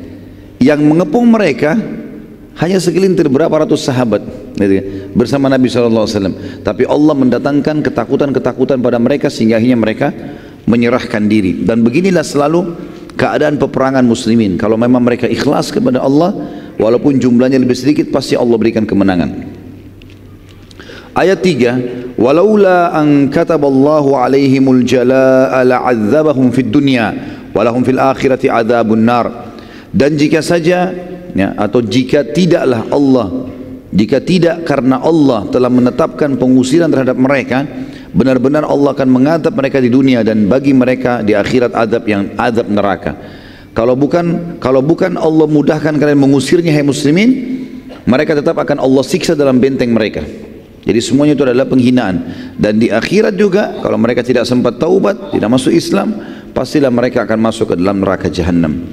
Dzalika bi annahum syaqqullaha wa rasulahu wa man yushaqillaha fa innallaha syadidul iqab. Demikian itu karena mereka menentang Allah dan Rasulnya. Barang siapa yang menentang Allah dan Rasulnya, sesungguhnya Allah sangat keras hukumannya. Ma qata'tum min linatin aw taraktumuha qa'imatan ala usuliha fa biidnillahi wa liyukhziyal fasiqin. Apa saja yang kalian tebang dari pohon-pohon kurma milik orang-orang kafir, atau yang kalian biarkan tumbuh berdiri di atas pokoknya, maka semua itu dengan izin Allah, dan karena Dia hendak memberikan kehinaan kepada orang-orang fasik. Perlu kita ketahui teman-teman sekalian, di luar bentengnya Bani Nadhir, karena dalam benteng kalau mereka tanam kebun kurma maka habis tempat, mereka butuh tempat tinggal, maka mereka beli atau beli tanah-tanah di sekitar Madinah di luar benteng, dijadikan kebun-kebun, dan luas sekali kebun-kebunnya orang-orang Nadhir ini. Waktu mereka orang-orang Yahudi ciri khasnya suka sekali dengan harta. Mereka lebih cinta hartanya daripada diri mereka, keluarga mereka sendiri. Orang Yahudi siap mengorbankan istrinya, yang penting hartanya nggak hilang. Ya. Anak-anaknya juga siap, nggak ada masalah, yang penting jangan hartanya. Ya. Makanya Allah Subhanahu Wa Taala menyebutkan tentang sifat mereka buruk sekali tentang cintanya terhadap dunia. Gitu kan. Mereka berharap dipanjangkan umurnya, berharap mengumpulkan harta, seperti itulah. Yang jelas waktu itu salah satu titah Nabi SAW adalah tebang pohon-pohon kurmanya di depan matanya mereka, dan pohon kurma harta mereka yang paling mahal pada saat itu. Maka mereka waktu lihat, mereka sebarin berita, "Hai Muhammad, kenapa ketebang pohon-pohon? Bukankah agamamu melarang untuk menebang pohon?" Gitu kan. Karena kan Nabi SAW kalau kirim pasukan itu pesan, jangan bunuh perempuan, jangan bunuh anak-anak, ya, jangan tebang pohon-pohon, kan gitu, jangan bunuh hewan-hewan, nggak ada hubungannya, jangan rusak fasilitas umum, ada larangan. Tapi Allah khusus menyebutkan tentang masalah pengepungan Bani Nadhir, kata Allah, apa saja yang kamu tebang dari pohon kurma. Ya, kalau antum tidak ikuti sebabnya tadi ini, mungkin tidak tahu apa yang dimaksud oleh Allah di sini kan. Tapi di sini ternyata Muslimin ada yang menebang pohon-pohon kurma, sehingga pada saat mereka lihat, mereka ketakutan orang Yahudi ini. Mereka takut hartanya hilang. Gara-gara ini salah satu faktor yang membuat akhirnya mereka menyerahkan diri. Apa saja yang kamu tebang, kata Allah, dari pohon kurma milik orang-orang kafir itu, atau yang kamu biarkan saja tidak ditebang di pokoknya, maka semua itu tetap dengan izin Allah, dan karena Dia hendak memberikan keinahan kepada orang-orang kafir. Maksudnya biar mereka merasa kehilangan hartanya, Allah hinakan dengan itu. Kemudian di ayat ke-6-nya, wa ma afa Allahu ala rasulihi minhum fama aujaftum alaihi min khailin wala rikabin walakin Allah yusallitu rusulahu ala man yasha wallahu ala kulli syai'in qadir. Dan apa saja harta rampasan fai, ma afa Allah. Jadi fai adalah istilah harta rampasan perang yang tidak ada perlawanan dari musuh, namanya fai. Dengan peperangan sehingga kita menang, namanya ghanimah, beda. Kalau fai punya hukum sendiri, ya, nanti kita akan jelaskan.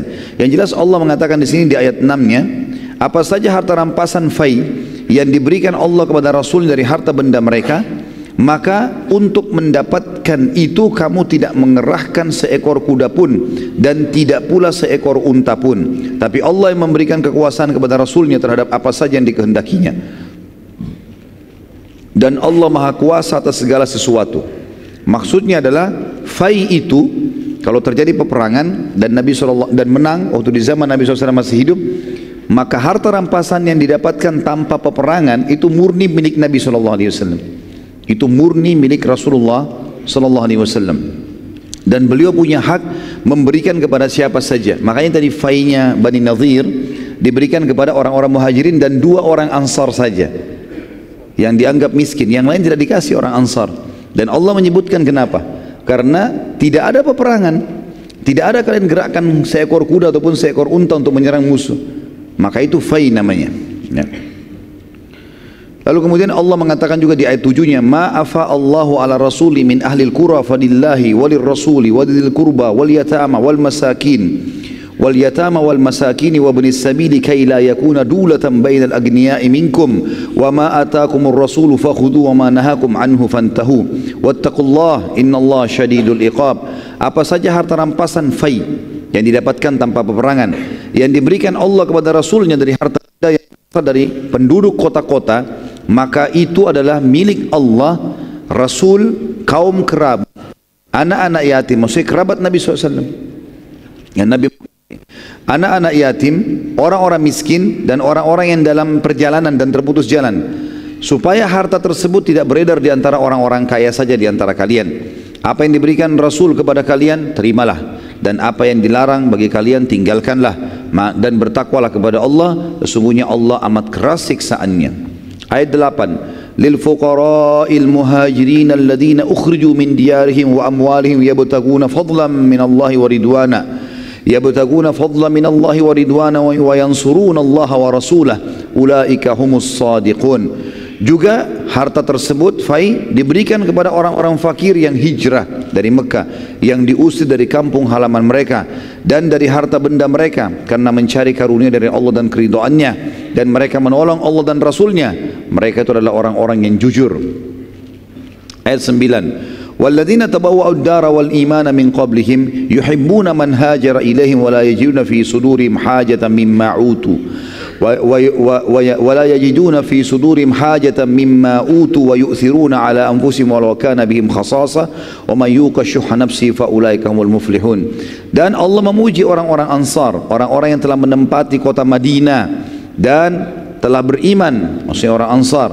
Sebelum kedatangan para muhajirin, mereka orang Ansar mencintai orang-orang yang berhijrah kepada mereka, dan mereka orang-orang Ansar tidak menaruh keinginan dalam hati mereka terhadap apa-apa yang diberikan kepada muhajirin. Artinya Allah pastikan fai ini pun, hai Muhammad, kalau kau berikan kepada muhajirin, tidak diberikan kepada Ansar, enggak usah khawatir. Orang Ansar tidak akan pernah ada masalah dengan hati mereka, karena mereka suka dan cinta dengan saudara yang hijrah. Dan ini pujian Allah untuk penduduk Madinah secara khusus.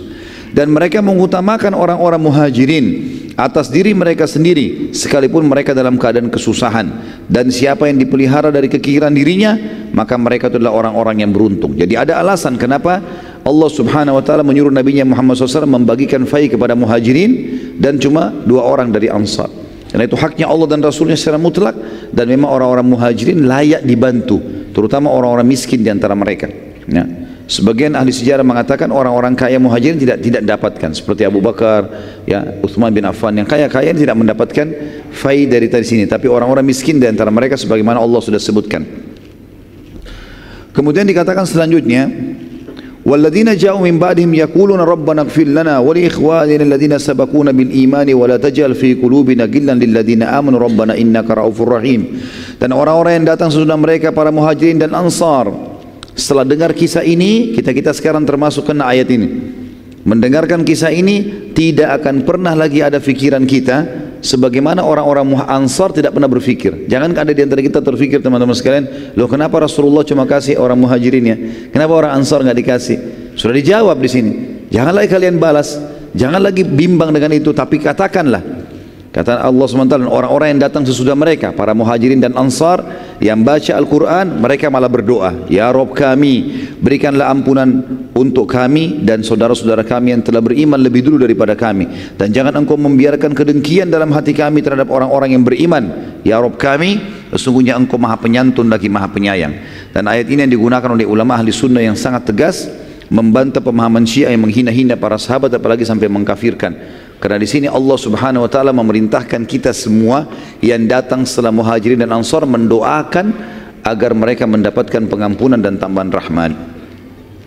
Ayat 11, Alam tara ilal ladzina nafaqu yaquluna li ikhwanihim alladhina kafaru min ahli alkitab la in ukhrijtum lanakhrujanna ma'akum wa la nuti'u fikum ahadan abada wala nuti'u fikum ahadan abada wa in qutiltum lanansurannakum wallahu yashhadu innahum lakadzibun.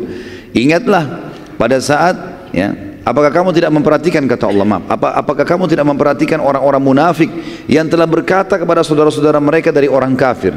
Allah membongkar kedoknya 4 orang munafik tadi yang memberikan jaminan suku Nadhir, nggak apa-apa, nggak usah menyerahkan diri, kami akan tolong kalian.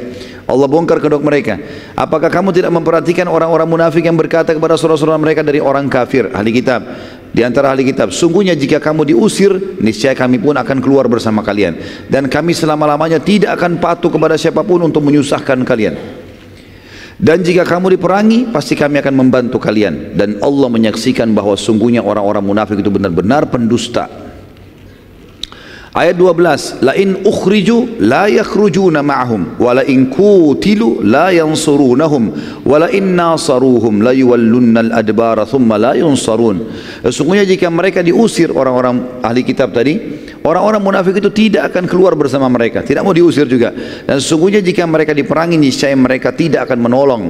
Sesungguhnya jika mereka menolong pun niscaya mereka akan berpaling lari ke belakang, kemudian mereka tidak akan mendapatkan pertolongan.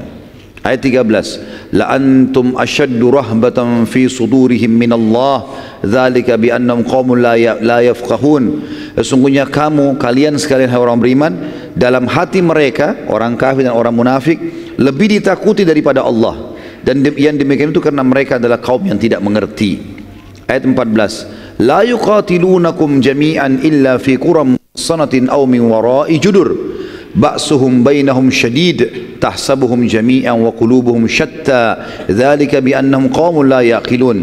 Mereka tidak akan memerangi kalian hai orang-orang beriman dalam keadaan bersatu padu, kecuali dalam kampung-kampung yang berbenteng atau di balik tembok. Permusuhan di antara mereka orang-orang Yahudi dan orang munafik itu sangat hebat. Jangan kita kira bahwasanya mereka bersatu. Kalian kira mereka itu bersatu, sedangkan hati mereka sebenarnya berpecah belah. Yang demikian itu karena sungguhnya mereka adalah kaum yang tidak mengerti.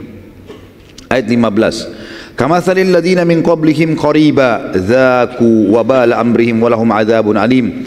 Mereka adalah seperti orang-orang Yahudi yang belum lama sebelum mereka telah merasai akibat buruk dari perbuatan mereka, dan bagi mereka azab yang pedih. Kalau antum masih ingat kisah tentang suku Bani Kainuqa, suku Kainuqa, yang pernah ada seorang sahabat belanja di pasar mereka, kemudian dipermalukan oleh satu tokoh Yahudi, orang Yahudi, ditaruh dicantolin besi tajam, lalu waktu sahabat itu berdiri tercobek bajunya. Ya, kemudian lewat seorang sahabat Nabi, dilihat dipermalukan muslimah, lalu kemudian dibunuh si Yahudi pemilik toko, lalu sahabatnya dibunuh, dikeroyoki satu pasar. Sahabat sempat melapor ke Nabi SAW, ya Rasulullah begini-begini. Maka Nabi bentuk pasukan dikepung suku Kainuqa. Nabi minta itu yang bunuh yang muslim dibunuh, serahkan kepada kami. Mereka enggak mau, dikepung, diusir dari Madinah.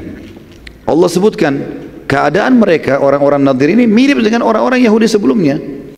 Mereka lakukan kesalahan maka diusir juga gitu. Ayat 16-nya, kamathali syaitani idh qala lil insani kfur falamma kafara qala inni bari'um minka inni akhafullaha rabbal alamin. Bujukan orang-orang munafik kepada orang kafir itu seperti bujukan syaitan. Ketika dia berkata kepada manusia, kafirlah kamu, maka tak kala manusia itu kafir, ia berkata, sungguhnya aku berlepas diri dari kalian, karena sungguhnya aku takut kepada Allah, Rabb semesta alam. Jadi orang-orang kafir itu sebenarnya, termasuk di Indonesia di mana-mana, kalau mereka tahu orang-orang munafik itu sebenarnya hanya menjilat saja, ini Allah bongkar kedoknya kepada kita. Kita umat Islam tahu siapa mereka. Nah, statusnya Muslim, tapi jauh dari agama, benci dengan Islam. Tidak ada di zaman Nabi SAW tidak ada munafik diberikan jabatan. Enggak pernah pemimpin perang, enggak pernah diamanahkan kota Madinah, enggak pernah Nabi suruh kumpulin zakat, enggak pernah apa. Nabi enggak pernah libatin mereka. Tapi Nabi sampaikan ke sahabat, ini orang-orang begini cirinya. Nanti setelah pembebasan kota Mekah kita lihat bagaimana Allah beberkan, mempermalukan orang-orang munafik luar biasa. Sampai namanya Nabi sebut, si fulan munafik, si fulan munafik, si fulan munafik. Nabi sebut. Seperti itulah ya. Yang jelas orang-orang kafir kalau tahu ayat-ayat ini mereka pasti tahu tidak boleh mereka bekerjasama dengan umat Islam yang menjilat mereka, karena pasti orang munafik. Orang muslim yang sejati tidak bakal kerjasama sama orang kafir dalam masalah-masalah seperti itu. Dikatakan di sini di ayat 17-nya, fakana akibatuhuma annahuma finnari khalidaini fiha wa dzalika jazaa'ul zalimin. Maka kesudahan keduanya, orang kafir dan orang munafik, pasti masuk ke neraka. Mereka kekal di dalamnya, demikianlah balasan bagi orang-orang zalim. Ayat 18, ya ayyuhalladzina amanu taqullaha wal tanzur nafsum ma qaddamat lighad wattaqullaha innallaha khabirum bima ta'malun. Hai orang beriman, bertakwalah kepada Allah, patuhlah terhadap perintahnya, tinggalkan larangannya, dan hendaklah setiap diri memperhatikan apa yang dia perbuat untuk hari esoknya, maksudnya akhiratnya, dan bertakwalah kepada Allah, sungguhnya Allah mengetahui apa yang kalian kerjakan. Ayat 19, wala takunu kalladzina nasullaha fa ansahum anfusahum ulaika humul fasiqun. Jangan kalian menjadi seperti orang-orang yang lupa kepada Allah, tidak mau mengenal Allah, tidak mau belajar, tidak mau mengetahui ya halal haramnya Allah, lalu Allah menjadikan mereka lupa kepada diri mereka sendiri. Mereka itulah orang-orang yang fasik. Ayat 20. La yastawi ashabun nari wa ashabul jannah, ashabul jannah humul faizun. Tidak akan pernah sama keadaan penghuni-penghuni neraka dengan penghuni-penghuni surga. Ketahuilah, penghuni-penghuni surga, kata kuncinya patuh di dunia. Beriman pada Allah, nikmati halal, tinggalkan haram. Kerjakan perintah, tinggalkan larangan. Tidak akan sama antara penghuni neraka dengan penghuni surga. Penghuni surga itu adalah orang-orang yang beruntung. Ayat 21. Lau anzalna hadzal qur'ana ala jabalin la ra'aitahu khashi'an mutasaddian min khasyatillah wa tilkal amthalu nadribuha lin-nasi la'allahum yatafakkarun. Kalau sekiranya Al-Qur'an ini maknanya adalah masih banyak orang yang ragu dengannya, tidak mau membaca, tidak mau menghafal, tidak mau memahami, tidak mau mengamalkan. Ketahuilah, Al-Quran yang kami turunkan ini, kalau diturunkan di atas sebuah gunung yang kokoh, pasti kamu akan melihat gunung itu tunduk terbelah, terpecah belah, disebabkan ketakutannya dengan firman Allah di situ. Karena Allah, perkataan Allah. Dalam perumpamaan-perumpamaan itu kami buat untuk manusia supaya mereka berfikir. Ayat 22. Wallahu alladzi la ilaha illahu alimul ghaibi wasyahadah warrahmanur rahim. Yang menurunkan Al-Quran, yang menurunkan syariat, yang telah mengutus Rasulullah Muhammad SAW adalah Allah. Tidak ada Tuhan selain Dia, yang mengetahui yang gaib dan yang nyata. Dialah yang maha pemurah lagi maha penyayang. Ayat 23. Wallahu alladzi la ilaha illa huwal malikul quddusus salamul mu'minul muhaiminul azizul jabbarul mutakabbir. Subhanallahi amma yusyrikun. Dialah Allah yang tidak ada Tuhan selain Dia, satu-satunya raja yang maha suci, yang maha sejahtera. Yang suci artinya tidak ada sama sekali hal-hal yang negatif. Allah ciptakan baik dan buruk, Allah selalu baik. Jujur dan dusta, Allah selalu jujur, makanya dusta dilarang, ya. Pelit dan dermawan, Allah selalu dermawan, Allah selalu memberi, penyantun. Dan pelit dilarang, makanya Allah tidak mau, Allah ciptakan dan Allah larang untuk itu, supaya jadi penguji bagi hamba-hambanya. Itu namanya maha suci. Maha sejahtera, sejahtera artinya tidak pernah habis stoknya. Kalau orang, teman-teman sekalian, punya gaji, kalau mau beli apa-apa tunggu akhir bulan gaji dulu, atau tunggu pendapatan, atau tunggu keuntungan dagang, ini belum sejahtera. Sejahtera itu apa yang terlihat di benaknya langsung dia bisa beli dan tidak pernah habis, baru kita katakan hidupnya sejahtera. Tapi tentu tidak sama Allah dengan makhluknya. Allah maha sejahtera, yang mengaruniai keamanan, yang maha memelihara dan maha perkasa. Bayangkan kalau alam semesta ini tidak dipelihara, bagaimana kacaunya ini, ya. Bagaimana dengan populasinya, kadar airnya, kadar udaranya, segala macam, luar biasa ini. Bagaimana Allah SWT merawatnya gitu. Saya subhanallah tadi siang duduk sama istri saya di restoran, kemudian pinggir laut. Saya sempat bilang, coba lihat bagaimana kuasanya Allah. Air ini siapa yang mengatur kadarnya, suaranya, kemudian langit dengan awannya, dengan mataharinya, udaranya. Ada yang bisa mengaku yang menciptakannya. La ilaha illallah. Allah sudah kasih kata kuncinya. Dan kita kalau mengikuti syariat Allah, kita lebih yakin lagi, oh ternyata betul ini yang benar. Karena kita jadi punya panduan hidup, tahu mana boleh, mana tidak boleh. Dia maha perkasa. Semua kekuatan makhluk, kata para ulama tafsir, kalau dipertemukan, maka semua itu hanya bagian kecil dari kekuatan Allah sang perkasa. Kalau semua manusia digabungkan kekuatannya, bagaimana powernya? Bagaimana kalau singa satu kuat? Kalau 1000 singa, kalau semua singa digabungkan, bagaimana kekuatannya? Pohon, semuanya ini, alam semesta, api, air, udara, punya kekuatan, power. Itu semua kalau digabungkan pun hanya bagian kecil dari kemahaperkasaan sang pencipta. Yang maha kuasa, yang memiliki segala keagungan, maha suci Allah dari apa yang mereka persekutukan. Ayat 24-nya. Huwallahul khaliqul bari'ul musawwiru lahul asma'ul husna yusabbihu lahu ma fis samawati wal ardi wa huwal azizul hakim. Dialah Allah yang telah menciptakan dari tidak ada menjadi ada, telur yang cair menjadi anak ayam, bisa berkokok, bisa berkembang biak, sperma sel telur jadi kayak kita manusia, bisa berteriak, bisa bermarah, bisa senang, ya. Biji yang dilempar di tanah bisa jadi pohon yang besar. Menciptakan, yang mengadakan, yang membentuk rupa. Semuanya keindahan ini dibentuk oleh sang pencipta Allah, yang mempunyai asmaul husna, nama-nama yang mulia, bertasbih kepadanya apa yang ada di langit dan di bumi, dan dialah yang maha perkasa lagi maha bijaksana. 24 ayat full turun karena kejadian suku Nadir, ya, dan ini perlu diketahui teman-teman sebab nuzulnya, karena luar biasa. Ayat ini berbicara tentang kejadian pada saat itu. Selanjutnya sekarang kita masuk ke suku-suku lain, suku Arab yang ada di Daumatul Jandal namanya, sebuah lokasi namanya Daumatul Jandal. Suku Jandal ini berada di Daumah, di daerah dinamakan Daumatul Jandal. berada di paling utara Jazirah Arab. Mereka juga berusaha menyerang muslimin setelah bulan Ramadan. Tadi kan kejadiannya Bani Nadir bulan Rabiul Awal. Jadi Rabiul Awal, Rabiul Tsani, Jumadil Ula, Jumadil Tsani, Rajab, Sya'ban, sampai Ramadan 6 bulan tidak ada peperangan. Di bulan Syawal tahun 4 Hijriah, ada suku namanya Jandal berusaha untuk menyerang muslimin karena mereka menganggap muslimin juga lemah, ya.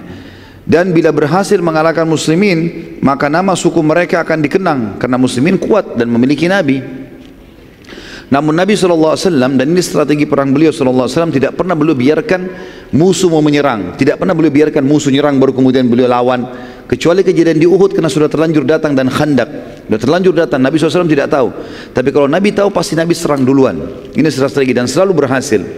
Di antaranya juga di sini, maka Nabi SAW pada saat menerima berita dari mata-mata beliau tentang niatan tersebut, maka beliau segera menyerang pada bulan Muharram tahun 5 Hijriah, ya, bulan Muharram. Jadi tadinya ada berita di bulan Syawal tahun 4 mereka akan menyerang, baru berita, belum menyerang.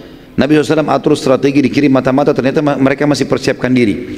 Di bulan Muharram tahun 5 Hijriah Nabi SAW menyerang pasukan, dan beliau memimpin sendiri pada saat itu, sampai akhirnya, ya, Nabi SAW berhasil menaklukkan, ya, mengalahkan suku Jandal ini. Dan beliau SAW juga mengutus, ya, Muhammad bin Maslamah radhiyallahu anhu untuk, ya, menangkap. Pada saat mereka Nabi SAW tiba di sana, ternyata suku Jandal ini sudah banyak yang lari. Muhammad bin Maslamah menangkap salah satunya, lalu kemudian dihukum untuk melapor di mana sukunya, tapi dia tidak bisa mengaku karena sukunya sudah hilang semua. Akhirnya Nabi SAW membebaskannya, dan pada saat itu beliau pun tinggal di pemukiman mereka, pemukiman suku Jandal, dari bulan Muharram sampai Rabiul Awal. Jadi 3 bulan Nabi bermukim di situ, berkemah, nunggu kalau sukunya kembali, untuk menunjukkan kepada suku-suku Arab yang lain kalau muslimin tidak main-main dalam masalah menghukum orang-orang yang berusaha menyerang Madinah. Selanjutnya suku Mustaliq, dan ini punya kisah tersendiri yang perlu kita bahas gitu. Suku Mustaliq, setelah Nabi SAW pulang dari Daumatul Jandal, beliau SAW mendapat berita lagi ada rencana suku Arab yang lain namanya Mustaliq, dipimpin oleh Al-Harith bin Abu Dirar. Dan ini kita lihat teman-teman, upaya suku-suku Arab ini semuanya terjadi justru karena efek daripada perbuatan 43 orang sahabat yang turun dari gunung pemanah di Uhud gitu. Makanya kata para ulama, ada sebuah kaidah penting dalam masalah kehidupan. Siapapun yang telah memulai sebuah kesalahan, maka dia harus tahu akan ada efek dari kesalahan itu. Nggak ada kesalahan yang tidak punya efek teman-teman. Makanya usahakan tidak salah, ya, karena kesalahan itu ada efek walaupun kita sudah minta maaf. Misal antum siram air ke badan orang, kita minta maaf, efeknya ada, bajunya basah, dan dia bisa mengenang itu seumur hidupnya. Masalahnya di situ. Makanya kasus sahabat yang turun dari bukit pemanah 43 orang yang kita ceritakan panjang lebar tadi pagi, itu teman-teman sekalian, mungkin pada saat mereka pulang ke Madinah kita sudah jelaskan kan, Allah turunkan Al-Quran memaafkan mereka. Tapi permasalahannya efek dari perbuatan mereka ini panjang. Ternyata banyak suku-suku yang akhirnya mau menyerang Madinah. Efeknya itu, dan akhirnya muslimin tersibukkan untuk menghadapi musuh-musuh ini yang tadinya sebenarnya tidak perlu. Di awal peperangan mereka sudah menang, dan kita sudah jelaskan juga tadi pagi bagaimana ayat Al-Quran menceritakan kepada kita dengan sangat jelas, kalau seandainya mereka bersabar sebentar saja, tidak usah turun pemanah, udah menang, udah selesai, karena Quraisy sudah lari gitu kan. Pemimpin suku Mustaliq ini bernama Al-Harith bin Abu Dirar. Al-Harith bin Abu Dirar. Nabi SAW mengirim ke sana, mengutus Buraidah bin Al-Husayb. Buraidah sahabat Nabi radhiyallahu anhu. Buraidah bin Al-Husayb Al-Aslami. Buraidah bin Al-Husayb Al-Aslami memata-matai mereka, dan akhirnya Nabi SAW membentuk pasukan yang dipimpin langsung oleh beliau, dan ini dikatakan Ghazwat Bani Mustaliq. Karena pernah saya jelaskan teman-teman juga di beberapa peperangan Nabi SAW sebelumnya, kalau peperangan yang Nabi pimpin langsung namanya Ghazwah, seperti Ghazwat Badr, Ghazwat Uhud, Ghazwat Bani Mustaliq. Kalau yang Nabi tidak pimpin, kalau pasukan besar ratusan jumlahnya, ribuan, maka dinamakan ma'rakah. Kalau kecil namanya sariyah. Nah, ini ada nama-nama di dalam buku-buku sejarah Nabi SAW. Akhirnya Buraidah membawa berita bahwasanya Bani Mustalik sudah siap-siap mau menyerang. Lalu Nabi SAW membentuk pasukan dan beliau pimpin sendiri. Nabi SAW memberi panji muhajirin kepada Abu Bakar radhiyallahu anhu, dan ini sekaligus juga membantah sebagian orang mengatakan Abu Bakar itu tidak diamanahkan oleh Nabi, gitu kan. Padahal Abu Bakar berapa kali dikirim oleh Nabi peperang, memimpin peperangan, termasuk di Bani Mustalik dia yang pegang panjinya, yang pegang bendera. Dan kita sudah tahu di perang Uhud kita jelaskan, yang pegang bendera berarti sangat terancam. Karena kalau bendera jatuh berarti pasukan kalah. Harus orang yang paling dianggap dipercaya, kuat, punya keterampilan perang, dan seterusnya, punya jiwa yang besar. Dan panji orang-orang Ansar diberikan kepada Sa'ad bin Ubadah radhiyallahu anhu ajma'in. Sempat terjadi saling panah pada saat itu, ya, tapi Bani Mustalik kaget karena diserang tiba-tiba oleh Nabi SAW. Akhirnya mereka kalah.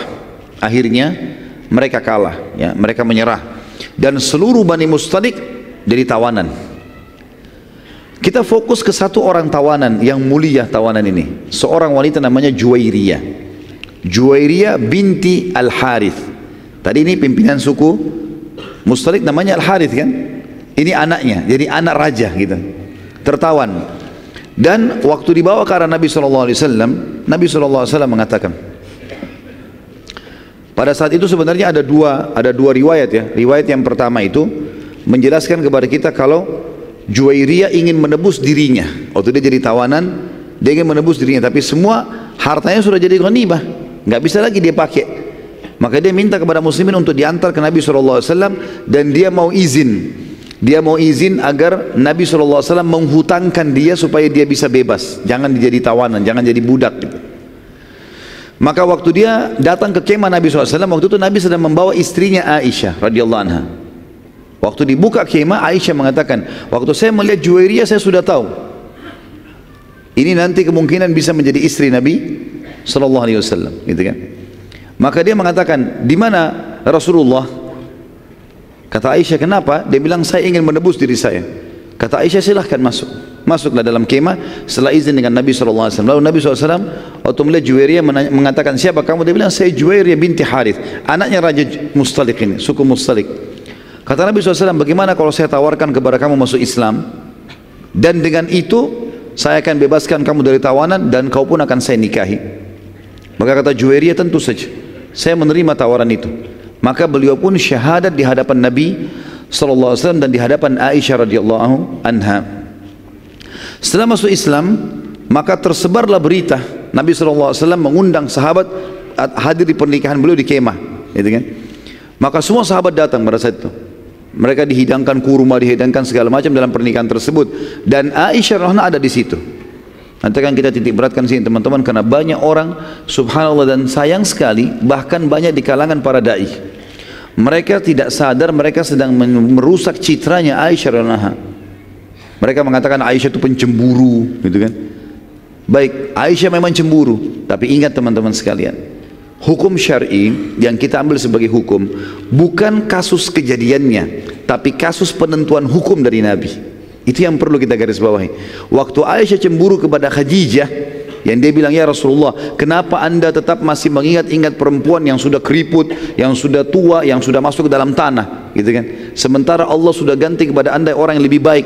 Maksudnya dia, Aisyah, sama dari Quraisy tapi lebih muda dan masih hidup, gitu lah.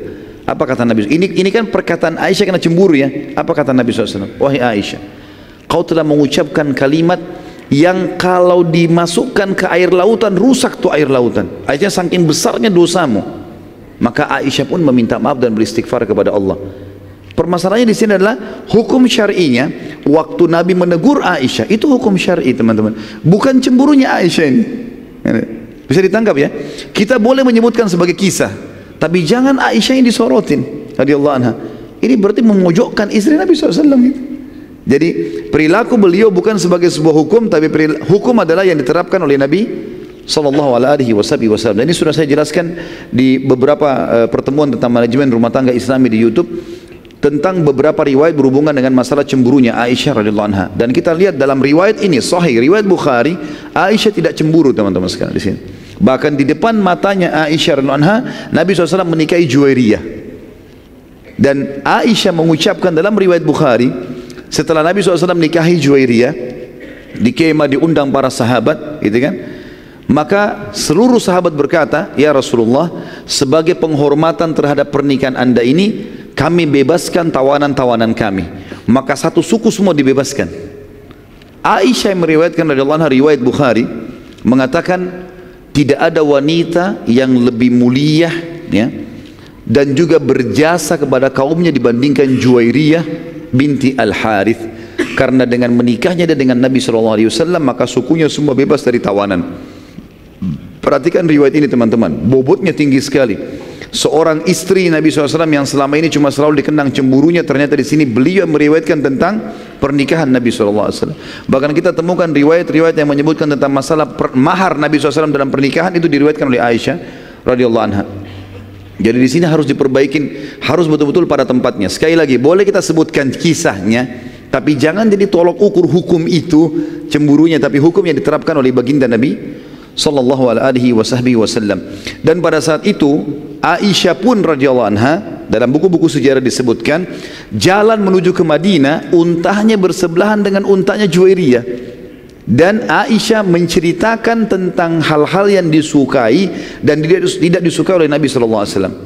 Sebagai istri sama-sama dia sampaikan, begini loh Rasulullah suka begini, Rasulullah tidak suka begini. Lihat bagaimana Aisyah radhiyallahu anha di sini bukan masalah cemburunya, malah Aisyah di sini mengingatkan madunya, begini loh istri suami kita. Ini sebuah pelajaran yang penting sekali. Jadi jangan selalu teman-teman hal-hal yang buruk saja yang tahu dikenang dan akhirnya salah dalam penyampaian. Ada kejadian penting namanya kejadian kisah ifk, fitnah, perzinahan Aisyah pada saat pulang dari Bani Mustaliq ini. Waktu pasukan lagi istirahat teman-teman sekalian, turunlah Aisyah dari gerandahnya. Jadi biasanya tradisi pasukan muslimin, istri-istri Nabi kalau dibawa, kadang-kadang Nabi bawa 2 orang, kadang-kadang Nabi bawa 1, tapi yang jelas setiap perjalanan Nabi selalu bawa istrinya. Siapa yang Nabi ajak, maka itu yang diajak pergi gitu. Pernah Nabi SAW ajak Aisyah dengan Hafsah berdua, sampai Aisyah mengatakan, saya baru mengetahui ternyata khidmah saya, pelayanan saya terhadap Nabi, ya, kurang setelah saya lihat bagaimana Hafsah melayani Nabi SAW. Seperti itulah. Yang jelas setiap unta yang dipakai oleh setiap istri Nabi yang ada itu ditaruh di geranda, dan geranda ini bisa ditaruh di atas unta atau dipikul oleh 4 orang sahabat. Kebetulan waktu perang Bani Mustaliq itu dipikul oleh sahabat, gerandanya dipikul oleh sahabat, gitu kan. Kemudian Aisyah karena badannya agak kecil, dia katakan dalam riwayat, maka beliau radhiyallahu anha turun dan mengatakan dalam hadis Bukhari, pada saat pasukan lagi istirahat aku punya hajat, ya, pergi ke padang pasir menunaikan hajatnya, mungkin buang air kecil dan seterusnya. Yang jelas saya pergi ke sana. Kemudian saya pada saat pergi, saya kembali ke pasukan, ternyata kalung saya jatuh. Saya pun kembali ke lokasi yang awal, gitu kan. Begitu saya kembali yang kedua kali, ternyata pasukan sudah tidak ada. Jadi Nabi SAW suruh pasukan berjalan, bergerak. Sahabat-sahabat yang mikul geranda Aisyah kira Aisyah ada di dalam, kena ringan. Nggak tahu kalau ini sudah pergi, lagi pergi gitu. Apalagi tadi waktu sudah pergi, balik lagi sudah kelihatan. Pergi yang kedua sahabat tidak perhatikan. Ringkas cerita, pergilah pasukan ini. Kata Aisyah, aku pun tidak menemukan pasukan, dan pada saat aku sedang duduk di atas sebuah batu membuka cadar, ya, Aisyah menunggu pasukan ada nggak yang datang. Ada satu orang sahabat Nabi yang mulia namanya Safwan radhiyallahu anhu. Safwan ini sahabat yang dikenal sekali dengan kesolehannya, dengan kebaikan akhlaknya dan amanahnya. Sampai Nabi SAW letakkan Safwan di ujung pasukan. Setiap pasukan jalan, selalu Safwan paling belakang. Tunggu pasukan sudah hilang, udah nggak kelihatan, baru dia jalan lagi. Nanti kalau ada pedang jatuh dia yang pungut, ada perisai dia yang pungut, ada kendi dia yang ambil. Tugasnya itu karena diamanahkan. Safwan lihat di lokasi istirahatnya pasukan tadi ada perempuan, dan kata Aisyah dalam hadis ini, Safwan mengenal wajahku sebelum turun ayat hijab. Tahu kalau ini Aisyah, gitu. Maka aku pun menutup, ya, hijab. Aisyah waktu ada Safwan menutup, dan Safwan pun tidak melihatnya, tapi dia mengenalku sebelum aku pakai hijab, dia tahu. Maka Safwan hanya mengucapkan kalimat istirja, inna lillahi wa inna ilaihi raji'un. Pada saat itu pun, ya, Safwan mendekatkan untanya kepadaku dan memberiku kesempatan untuk naik, dan ia pun pergi menjauh dariku. Jadi unta didudukkan, diikat talinya. Biasanya unta kalau sudah duduk itu diikat talinya, dia tenang. Kemudian dibiarkan Aisyah naik ke unta sementara Safwan pergi jauh supaya tidak melihat aurat. Ini menandakan akhlak yang mulia dari sahabat yang mulia ini. Setelah diberikan kesempatan naik, Aisyah sudah di atas unta, barulah Safwan datang tanpa melihat sama sekali, menarik kembali tali unta, kemudian jalan. Pada saat itu kata Aisyah, sepanjang jalan tidak pernah ada terucapkan satu kalimat pun dariku atau dari Safwan. Gak pernah Safwan bilang kenapa kau terlambat, kenapa kau tidak pergi, ditanya bagaimana, tidak ada sama sekali kalimat. Juga Safwan, Aisyah sendiri tidak pernah tanya, gak pernah bilang terima kasih, gak ngomong apa-apa nih. Di atas unta istri Nabi SAW, Safwan tarik tali untanya dari bawah, jalan. Pada saat teman-teman sekalian lagi berjalan seperti itu, ternyata saat kami tiba di pasukan, sudah mau tiba, pasukan rupanya sebelum tiba di Madinah, istirahat lagi. Pada saat itu teman-teman sekalian, lagi siang bolong ini. Pasukan istirahat, Aisyah datang dengan Safwan. Waktu melihat kejadian tersebut, kebetulan di dalam pasukan ada ikut Abdullah bin Abi Salul, pimpinan munafik. Dia lihat Aisyah sama Safwan, kesempatan sebarin fitnah. Maka dia mengatakan, mana bisa seorang wanita dengan seorang pria bersama-sama lalu tidak terjadi. Tapi dia kasih mubham, tidak terlalu jelas, tidak terjadi. Dia enggak bilang zina. Dia tahu kalau dia bilang zina tuduhan, dia akan dihukum. Maka tersebar ini seperti virus di pasukan muslimin. Ini gosip ini luar biasa. Kalau Aisyah berzina sama Safwan, tersebar berita begitu. Aisyah mengatakan radhiyallahu anha, saya pada saat masuk tiba di pasukan tidak berpikir apa-apa karena memang tidak buat apa-apa. Unta diturunkan oleh Safwan, didudukkan, saya turun lalu saya masuk ke dalam kemah bersama Nabi sallallahu alaihi wasallam, gitu kan. Ini sudah tersebar berita ini. Maka pada saat itu teman-teman sekalian, pasukan waktu sudah mau masuk ke Madinah, gitu kan, tersebar berita kalau begini dan begitu. Ini Abdullah bin Abi Salul yang saya bilang dalam riwayat dikatakan namanya juga Ubaidillah. Khilaf di antara ahli sejarah tentang namanya. Dia punya anak laki-laki namanya Abdullah juga. Jadi kalau saya bahasakan, kalau kita pakai riwayat Abdullah sama Abdullah, si ayah Abdullah munafik, si anak Abdullah mukmin. Ya. Jadi ada dua Abdullah, ayah dan anak. Ayahnya munafik, anaknya mukmin. Ya. Si Abdullah mukmin ini datang kepada, jadi Nabi SAW waktu dengar isu ini, beliau menyuruh pasukan jalan tidak berhenti. Selama 3 hari 3 malam teman-teman sekalian pasukan jalan terus. Gosip tentang Aisyah berzina sudah tersebar. Nabi SAW tidak nanya kepada Aisyah, pasukan disuruh jalan 3 hari 3 malam. Mereka sholat pun ya, berhenti sholat langsung jalan. Makan di atas unta, nggak ada istirahat. Kalau sudah malam sekali baru Nabi suruh istirahat. Habis sholat subuh jalan lagi selama 3 hari. Tujuannya adalah supaya isu ini tidak nyakin masalah. Kalau istirahat sebentar, duduk ngobrol-ngobrol, makin nyebar nih.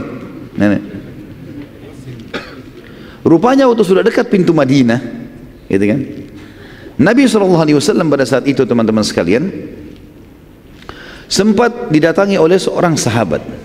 Kalau tidak salah Zubair bin Awam. Dia mengatakan, ya Rasulullah, kenapa anda begitu cepat jalan? Kenapa anda tidak istirahat?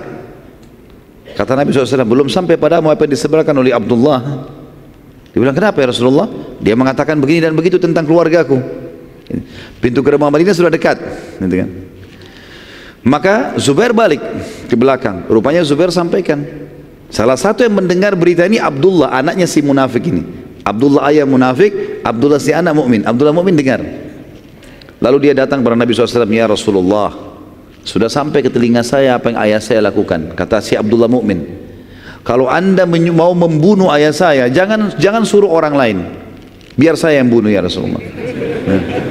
Nah, ya, ada alasannya dia bilang. Karena kalau anda suruh orang lain yang membunuhnya dan saya nanti menemui saudara saya muslim membunuh ayah saya bisa marah, saya bisa bunuh juga dia. Jadi lebih baik saya yang bunuh ya Rasulullah, tugaskan saya. Kata Nabi SAW, tidak usah, biarkan saja ayahmu, gak ada perintah untuk membunuh, tidak usah.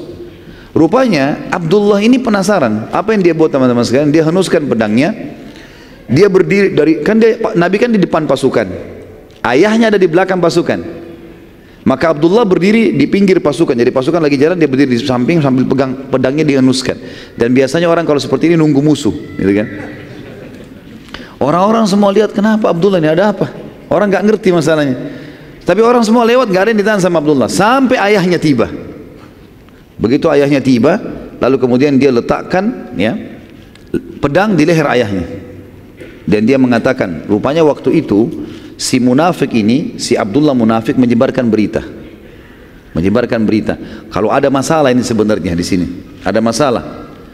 Sebelumnya saya reviewkan dulu. Ada tadi yang saya terlupa teman-teman sekalian. Jadi di tengah jalan, waktu pasukan lagi istirahat juga, gitu kan? Sebelum kasus Aisyah datang dengan Safwan, ada yang saya lupa di situ. Rupanya ada dua orang, satu budaknya Umar bin Khattab, satu budaknya orang Ansar, lagi ngambil air di kali. Sekali lagi, ini terjadi sebelum Aisyah sama Safwan tiba di pasukan. Kita review kembali. Pada saat itu teman-teman, rupanya dua orang budak ini bertengkar. Rupanya ambil air, entah terjadi apa, clash di antara mereka. Waktu clash ini, gitu kan, mereka saling lempar air. Rupanya budak yang dari Umar bin Khattab dari Mekah ini, orang muhajir, dia henuskan pedangnya. Dia mengatakan, hai orang muhajirin, bantulah saya. Orang Ansar dengar itu, henuskan pedangnya. Hai orang Ansar, bantulah saya. Terkumpul di belakangnya budaknya Umar dari Mekah ini, orang-orang muhajirin, terkumpul orang Ansar. Dan ini orang baru pulang dari perang. Apa saja bisa memicu peperangan gitu kan. Dua orang ini, dua kubu sudah mau perang. Ada orang yang melapor kepada Rasulullah, ya Rasulullah begini kejadiannya. Maka Nabi SAW datang. Nabi mengatakan, apakah masih ada dakwah jahiliyah di antara kalian? Fanatisme rasis begini, sementara saya berada di tengah-tengah kalian. Kok masih ada yang mengatakan begini dan begitu? Karena ini mau perang ini. Tinggalkan, karena ini membinasakan kalian. Berhenti, bubar semua. Abdullah bin Abi Salul, kepala munafikin, dia kan termasuk tokohnya suku Khazraj. Ada suku Arab Madinah dari Ansar ini dan suku Khazraj. Dia salah satu tokohnya. Waktu dia dengar, dia bilang, apakah muhajirin sudah kerjakan itu buat kami? Pasti nanti kalianlah yang telah membuat ini sampai mereka bisa masuk ke dalam pasukan kita, masuk di kota Madinah. Kalian yang terima mereka. Mestinya nggak usah diterima tuh muhajirin masuk ke Madinah. Nggak perlu kita bertemu sama mereka. Seperti itulah kurang lebih bahasanya. Maka pada saat itu teman-teman sekalian tersebar isu, kalau mereka tiba di Madinah, kata Abdullah munafik ini, kalau mereka tiba di Madinah kita akan usir. Bukan cuma orang-orang Mekah, termasuk Nabi Muhammad SAW kita akan usir. Seperti itu. Nanti kita bacakan dalam surah Al-Munafikun, turun ayat menjelaskan masalah itu. Yang jelas teman-teman sekalian, rupanya waktu kejadian ini, Abdullah ini, ya, si munafik, merasa terpukul karena tidak jadi peperangan dan dipisah, gitu kan? Waktu dia lihat Aisyah datang dengan Safwan, dia sebarin berita tadi isu. Karena tadi gosip yang pertama nggak berhasil, perang nggak jadi. Sekarang dia mau buat yang kedua ini. Kita langsung pindah ke kisah tadi. Maka Abdullah si anak meletakkan pedang di atas lehernya, di leher ayah, lalu ayah mengatakan, ada apa wahai Abdullah? Apa kau sudah mulai durhaka dengan orang tuamu? Kata Abdullah anaknya, demi Allah kau tidak akan pernah lewat hai ayahku sampai diizinkan oleh Rasulullah SAW. Rasulullah izinkan saya lewatkan, kalau enggak saya akan bunuh kamu. Kata ayahnya, kau durhaka. Dia mau coba bergerak. Betul-betul si Abdullah ini terkenal mahir dalam memainkan pedang. Dia coba menetakkan dan serius. Ini kalau ditarik bisa terluka lehernya ayahnya. Dia lihat anaknya serius, dia mengatakan baiklah. Dia tidak bergerak. Dilapor kepada Nabi SAW. Ini beritanya begini nih. Nabi SAW bilang, sampaikan kepada Abdullah si anak, izinkan ayahnya untuk masuk Madinah. Gitu kan. Ringkas cerita sudah selesai ini teman-teman sekalian. Masuklah ke Madinah. Kata Aisyah radhiyallahu anha, saya melihat beberapa hari perilaku Nabi SAW berubah, nggak seperti biasanya. Biasanya Nabi SAW itu suka bercanda, kalau saya sakit ditanya, ini nggak ada sama sekali. Nabi bicara seperlunya saja. Kata Aisyah, lalu kemudian saya pun ya berkata kepada Nabi SAW, ya Rasulullah, kalau anda tidak punya hajat dengan saya, izinkan saya ke rumah orang tua saya. Ini termasuk adab dalam rumah tangga teman-teman sekalian. Bagaimana Aisyah radhiyallahu anha pada saat suaminya berubah sikap, tidak langsung spontan ya marah-marah ya segala macam atau menuduh suaminya segala macam, tidak. Aisyah dengan tenang tapi dia lihat ada perilaku yang berubah, dia mengatakan, ya Rasulullah, kalau anda tidak punya hajat dengan saya, izinkan saya pulang ke rumah orang tua saya. Nanti sampai ada punya hajat baru saya datang. Nabi SAW mengatakan, baiklah, diantarlah ke rumah Abu Bakar ya. Pada saat itu teman-teman sekalian, Waktu diantar pulang ke rumah, Aisyah mengatakan selama 2 minggu, ya, 2 minggu atau 3 minggu dari kejadian, Aisyah mengatakan saya tidak tahu apa-apa nih, tidak tahu berita apa-apa. Di Madinah sudah hangat nih informasinya. Dan pada saat itu teman-teman sekalian, wahyu terputus dari langit, nggak ada informasi yang sampai, nggak ada yang turun informasi. Gimana ini sekarang? Siapa yang melakukan? Siapa yang begini? Dari mana? Siapa yang salah? Nggak ada wahyu. Biasanya wahyu langsung turun. Ada kasus langsung wahyu turun ingatkan gitu. Maka Nabi SAW pada saat itu juga Aisyah lagi tidak ada, lagi di rumah ayahnya. Beliau terus mengumpulkan informasi, nunggu wahyu dari langit, berdoa sama Allah, ikhtiar. Belum ada berita. Akhirnya Nabi SAW setelah sebulan dari kejadian itu, sebulan penuh nggak ada wahyu. Maka Nabi SAW naik di atas mimbar, lalu beliau berkata kepada para sahabatnya setelah tahmid dan salawat, kenapa ya ada yang menyakiti aku di keluargaku dengan berita bohong dan juga menuduh salah satu sahabatku, maksudnya Safwan. Nabi tidak sebut Aisyah, tidak sebut Safwan, ya kan? Nabi cuma mengatakan kenapa ada orang menyakitiku di keluargaku, maksudnya nuduh-nuduh sembarangan. Sementara aku tidak tahu dari keluargaku kecuali kebaikan, orang-orang salehah semua ini. Dan ada yang menyakitiku di salah satu sahabatku yang aku tidak tahu kecuali kebaikan darinya, dan dia tidak pernah masuk ke rumahku kecuali bersamaku. Berdirilah satu orang dari suku Aus. Saya sudah bilang Ansar di Madinah ada Aus dan Khazraj. Suku Aus berdiri mengatakan, wahai Rasulullah, kami tahu siapa yang anda maksudkan itu. Abdullah bin Abi Salul dari suku Khazraj. Kami tahu siapa yang anda maksud, yang memfitnah keluarga anda ini. Perintahkan ya Rasulullah, kami akan tebas lehernya. Sudah selesai. Ini orang penyebar fitnah, kita habisin saja.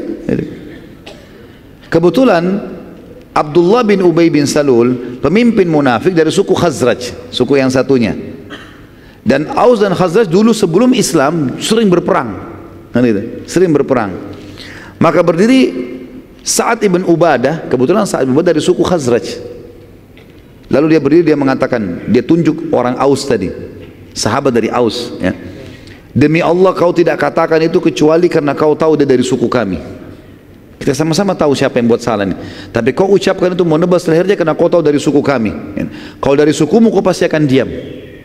Jadi sahabat mulai ribut nih. Berdiri lagi dari Aus, pemimpinnya namanya Usaid bin Khudair, sahabat Nabi yang mulia yang kalau baca Quran sampai malaikat datang mendengarkan bacaannya. Dia berdiri mengatakan, ya Rasulullah, dia mengatakan, demi Allah kau munafik. Ditunjuk Sa'ad bin Ubadah. Ini dua-dua sahabat yang mulia ini. Kau yang munafik, ya, karena kau membela dia. Membela maksudnya si Ubaidillah.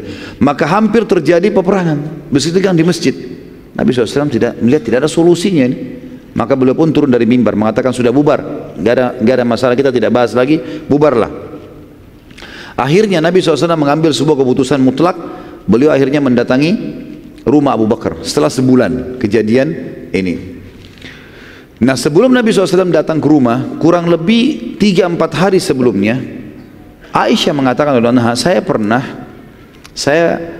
pernah punya hajat mau keluar rumah. Zaman dulu orang tidak ada WC di rumah, tidak ada kamar mandi, mereka ke padang pasir.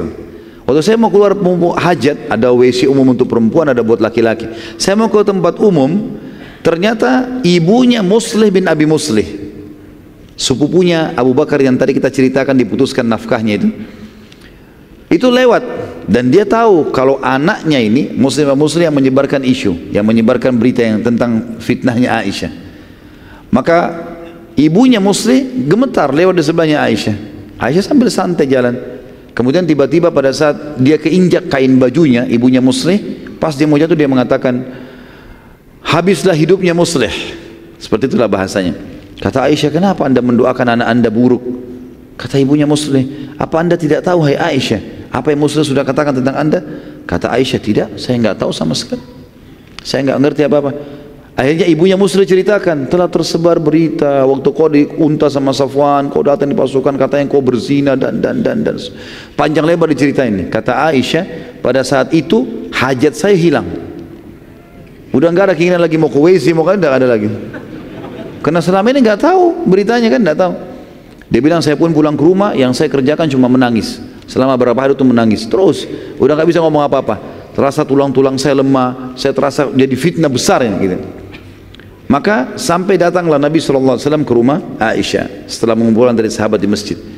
Lalu setelah ketemu Abu Bakar, ketemu dengan mertua istri Abu Bakar, mertua beliau SAW, beliau datang kepada Aisyah sambil mengatakan kalimat santun, wahai Aisyah, Kalau seandainya benar kau melakukannya, ya sampai kau betul-betul melakukan itu perbuatan yang haram itu, bertobatlah kepada Allah, karena Allah Maha Pengampun. Karena Nabi SAW tidak punya informasi. Tapi kalau kau tidak lakukan, maka pastikan kau akan diselamatkan oleh Allah dari langit. Aisyah bilang, tiba-tiba tuh saya dengar Rasulullah SAW bilang itu, kekuatan saya muncul, tiba-tiba saya duduk mengatakan, ya Rasulullah, Anda pun terpengaruh dengan gosip itu. Berita itu juga membuat Anda terpengaruh. Nabi SAW diam, karena tidak ada wahyu.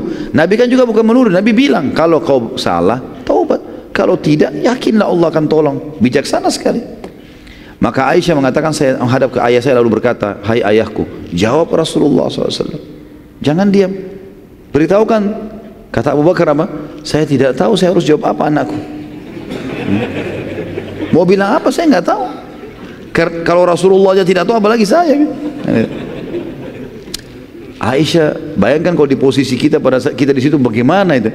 Suaminya Rasulullah sendiri yang biasa dapat wahyu dari langit, belum dapat wahyu. Orang satu Madinah sudah fitnahin dia. Abu Bakar pun tidak bisa bela. Tinggal ibunya. Wahai ibuku, jawab Rasulullah SAW. Kata ibunya, saya juga tidak tahu harus jawab apa. Saya tidak tahu harus jawab apa Rasulullah SAW. Kata Aisyah pada saat itu, betul-betul saya merasa tidak ada penolong saya lagi. Dan saya merasa seluruh tulang-tulang saya kemudian mulai melemah kembali. Lalu dia bilang,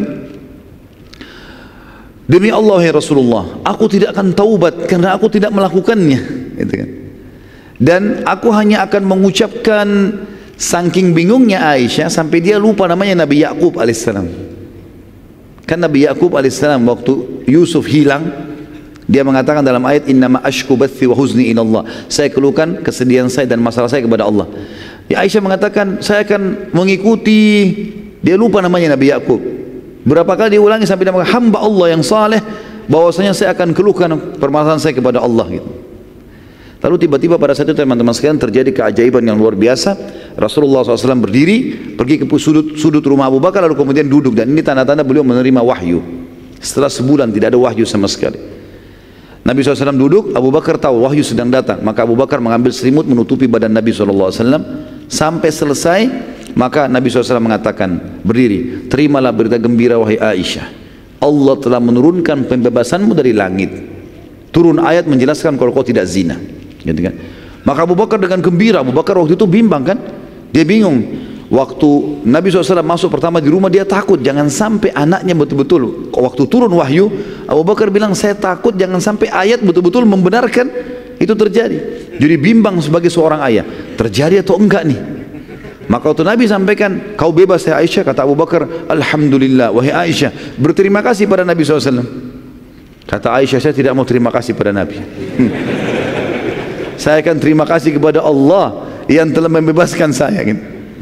Karena dia merasa Nabi tidak dukung dia gitu. Maka pada saat itu turunlah surah An-Nur, surah nomor 24 ayat 11 sampai ayat 14. A'udzu billahi minasyaitonir rajim. Innal ladzina ja'u bil ifki usbatum minkum la tahsabuhu syarran lakum bal huwa khairun lakum likulli imri'in minhum maktasaba minal itsm walladzi tawalla kibrahu minhum lahu 'adzabun 'adzim laula id sami'tumuhu dhannal mu'minuna wal mu'minatu bi anfusihim khairan wa qalu hadha ifkum mubin laula ja'u 'alaihi bi arba'ati syuhada fa in lam ya'tu bisyuhada'i fa ulaika indallahi humul kadhibun walaula fadlullahi 'alaikum wa rahmatuhu fid dunya wal akhirah lamassakum fima afattum fihi 'adzabun 'adzim.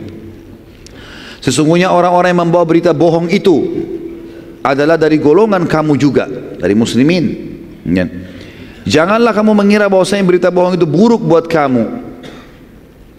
Bahkan itu baik buat kamu. Tiap-tiap orang dari mereka akan mendapatkan balasan dari dosa yang dikerjakan. Dan siapa di antara mereka yang mengambil bagian paling besar dari penyiaran berita bohong itu, baginya adab yang besar. Maksudnya si pimpinan orang munafik.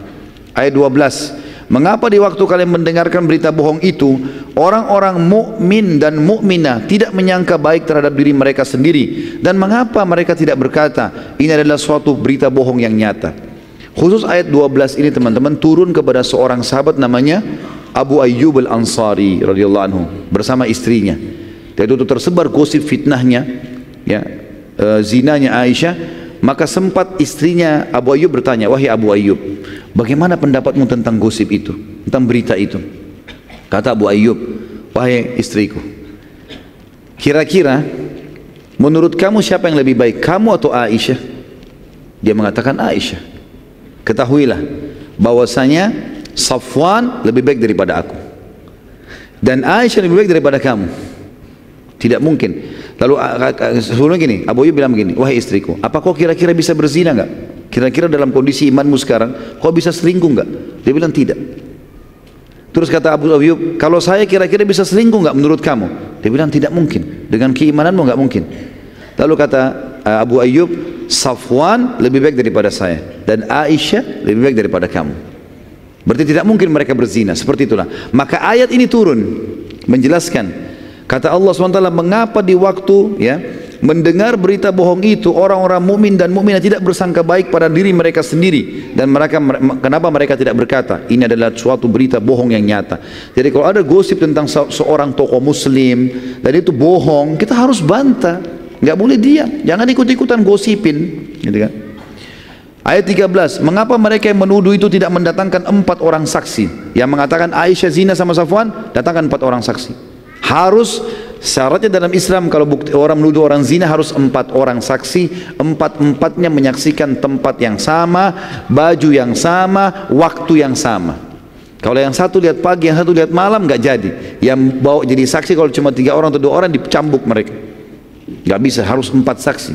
Oleh karena itu mereka tidak mendatangkan, oleh karena mereka tidak datangkan saksi, maka mereka di sisi Allah adalah pendusta. Ayat 14, sekiranya tidak ada karunia Allah dan rahmatnya kepada kaum semua, kepada kamu semua di dunia dan di akhirat, niscaya kalian akan ditimpa azab yang besar karena pembicaraan tentang berita bohong itu. Izinkan saya teman-teman tutup dengan yang terakhir, karena kita akan saya usahakan malam ini selesaikan suku-suku yang menyerang Madinah ini, dan kita akan masuk insya Allah pertemuan bulan depan di perang Khandak, ya, karena tinggal satu lagi, dan ini cuma pendek saja, perang Badar kecil. Ya. Tentu tadi kisah Ifk sudah selesai, alhamdulillah sudah selesai, dan ini pembebasan Aisyah radhiyallahu anha dari langit ketujuh, ya, tentang bebasnya beliau dari zina. Dan ada beberapa orang sahabat, ya, yang sempat menyebarkan gosip dan dicambuk, termasuk Muslim bin Abi Muslih, sepupunya, ya, Abu Bakar. Kemudian juga ada Hamna binti Jahash, iparnya Nabi SAW, perempuan ini, saudaranya Zainab binti Jahash, ini juga dihukum, dicambuk karena menyebarin gosip, gitu kan. Sementara Abdullah bin Abi Salul selamat dari cambukan karena dia tidak sebutkan zina. Dia kan mengatakan, mana ada laki-laki dan perempuan lalu tidak terjadi, begitu saja. Nah, ini punya keterampilan dia dalam menipu. Ternyata orang-orang yang bumbuin, yang sebarin, oh zina, sampai ke zina. Dan ingat teman-teman, menitipkan kata-kata pada orang pasti bertambah. Dalam pepatah bahasa Arab dikatakan, kalau kau titipkan emas pada orang pastikan tidak bertambah, tapi kalau kau titip kata-kata pasti bertambah. Kalau emas ini 10 gram ya, 10 gram begitu terus, nggak mungkin dia mau sedekah tambah. Kalau dia kurangin mungkin, tapi kalau kata-kata itu ditambah semua, bumbunya banyak. Jadi kalau antum lagi nyampaikan sesuatu, jangan bilang jangan sampaikan orang ya, pasti disampaikan nanti. Kurang lebih seperti itulah. Yang jelas yang terakhir teman-teman sekalian adalah perang Badar kecil atau perang Badar akhir di bakasan lain. Abu Sufyan sempat menantang Nabi SAW untuk bertemu di Badar di bulan Sya'ban tahun 7 Hijriah. Di bulan tadi kan tahun 5 terakhir ya, tahun 7 Hijriah. Sebagian ulama mengatakan ini terjadi tahun 5 Hijriah, bulan Sya'ban tahun 5 Hijriah, gitu kan. Karena memang tadi masih tahun 5 kurang lebih kejadian, yang benar tahun 5, maaf, jangan usah tulis tahun 7 ya, tahun 5 Hijriah. Ini juga akan saya edit tulisan ini karena memang ini terjadi sebelum Khandak, sementara Khandak terjadi tahun 5 Hijriah. Abu Sufyan sempat menantang Nabi SAW untuk bertemu lagi di Badar pada bulan Sya'ban tahun 5 Hijriah. Dan Nabi SAW mengiyakan tantangan itu. Dan Nabi SAW menepati janji, dan tepatnya bulan Sya'ban tahun 5 Hijriah, Nabi SAW berangkat dengan 1000 personil dari muslimin menuju ke Badar dan Abu Sufyan keluar dengan 3.000 personil menuju ke Badr. Namun pada saat tiba di wilayah namanya Mujannah dari arah Az-Zahran, masih dekat Mekah, Abu Sufyan tiba-tiba khawatir dan takut dikalahkan oleh muslimin. Maka ia pun mencari alasan untuk membatalkan peperangan, dan dia mengatakan ini kan musim peceklik, lagi musim panas, lebih baik kita pulang, nanti kalau sudah mulai dingin sedikit baru kita berperang. Seperti itulah. Maka mereka pun akhirnya membatalkan, dan ternyata pasukan yang ada di Quraisy pun itu ketakutan, mereka mengiyakan. Pada saat Abu Sufyan mengatakan ya sudah, tidak ada yang membantah satupun, mereka pun akhirnya pulang. Sementara Nabi SAW sudah tiba di Badr, tiba di lokasi Badr dengan 1.000 pasukan yang menunggu. Maka Abu Sufyan dengar itu. Sekarang tersebar lagi berita kalau Abu Sufyan nggak datang, sementara muslimin menunggu. Dia mengirim Naim bin Mas'ud datang ke Madinah. Dia nggak datang ke pasukan muslim di Badr, datang ke Madinah, supaya nanti dari Madinah tersebar berita kalau orang-orang Mekah akan datang dengan pasukan besar, kuat, dan seterusnya. Lalu berita ini disebarkan oleh mata-mata Nabi SAW, disampaikan ke pasukan muslimin yang ada di Badr. Maka pada saat itu pun ya, Nabi SAW mengatakan kami tidak terpengaruh, dan Nabi SAW sempat menunggu pada saat itu beberapa hari di sana. Perlu diketahui sini teman-teman sekalian, pada saat itu muslimin sempat ya, mengadakan perdamaian dengan beberapa suku Arab di sekitar situ ya. Di sekitar, termasuk ada satu orang namanya Makhshi bin Amr ad-Dumri. Ini suku Dumrah. Ini kalau kita review kembali sedikit, sekitar setengah menit saja, kejadian Badr.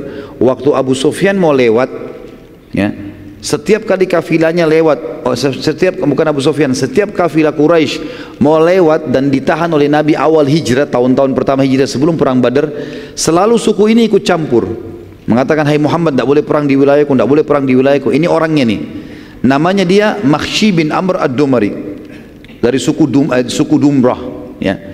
Waktu dia lihat Nabi SAW ada di situ, ada di Badr, dan orang-orang Quraisy tidak datang, maka dia mau menunjukkan kalau dia adalah orang yang kuat gitu kan. Maka dia mengatakan, hai Muhammad, kenapa kau harus datang ke wilayahku, dan kenapa harus ada peperangan gitu. Kata Nabi SAW, ini adalah hak kami. Tantangan Quraisy datang, maka kami menjawabnya gitu kan. Maka dia mengatakan, kalau begitu kau akan berhadapan denganku. Kata Nabi SAW, baiklah, kalau kau ucapkan kalimat itu, kami pasti ya, akan mencabut kesepakatan damai denganmu. Maka Nabi SAW suruh para sahabat bertakbir di pasukan. Mendengar itu, maka ternyata tiba-tiba jadi cuit nih si Makhshi. Ciut dia, nggak mau. Dia mengatakan, tidak hai Muhammad, saya tidak akan batalkan kesepakatan kita, dan saya tetap saja dalam perdamaian gitu kan. Maka setelah itu Nabi SAW pun kembali ke Madinah tanpa ada peperangan Badr, tanpa Badr kecil, maksudnya Badr kedua, dan juga tanpa ada peperangan dengan suku Dumrah. Allahu a'lam. Ini akhir bahasan kita tentang upaya-upaya suku-suku Arab yang akan menyerang Madinah, dan bagaimana Nabi SAW membatalkan semua itu. Dan juga kita akan masuk insya Allah pertemuan akan datang perang Khandak ya, perang yang mulia di mana Nabi SAW diserang oleh orang-orang Jazirah Arab juga kembali menyerang ya, dan itu akan terhenti setelah nanti pembebasan kota Mekah. Semoga saja majelis kita diberkahi oleh Sang Pencipta Allah dan dijadikan sebagai tambahan amal kita pada hari kiamat, dan semoga saja seluruh amal yang pernah kita kerjakan dan akan kita kerjakan sampai menjelang ajal datang nanti semuanya diterima dengan kemahamurahannya, dan semoga semua dosa yang pernah kita kerjakan sekecil sampai sebesar apapun semuanya dimaafkan dengan kemahamurahannya, dan semoga Indonesia menjadi negara yang damai, tentram, seluruh muslimin bersatu di bawah ukhuwah Islamiyah, dan juga mereka kembali dalam ibadah kepada Al-Quran dan Sunnah, dan semoga kita dikaruniai semuanya pemimpin muslim yang adil, kembali kepada Al-Quran dan Sunnah dalam ibadah dan dalam muamalah mereka, dan semoga Indonesia menjadi contoh bagi negara-negara yang lain. Dan kita tidak pernah lupa mendoakan saudara kita di Palestina, di Syria, di Yaman, di Irak, di Myanmar, di Ahsa, dimanapun mereka sedang tertindas.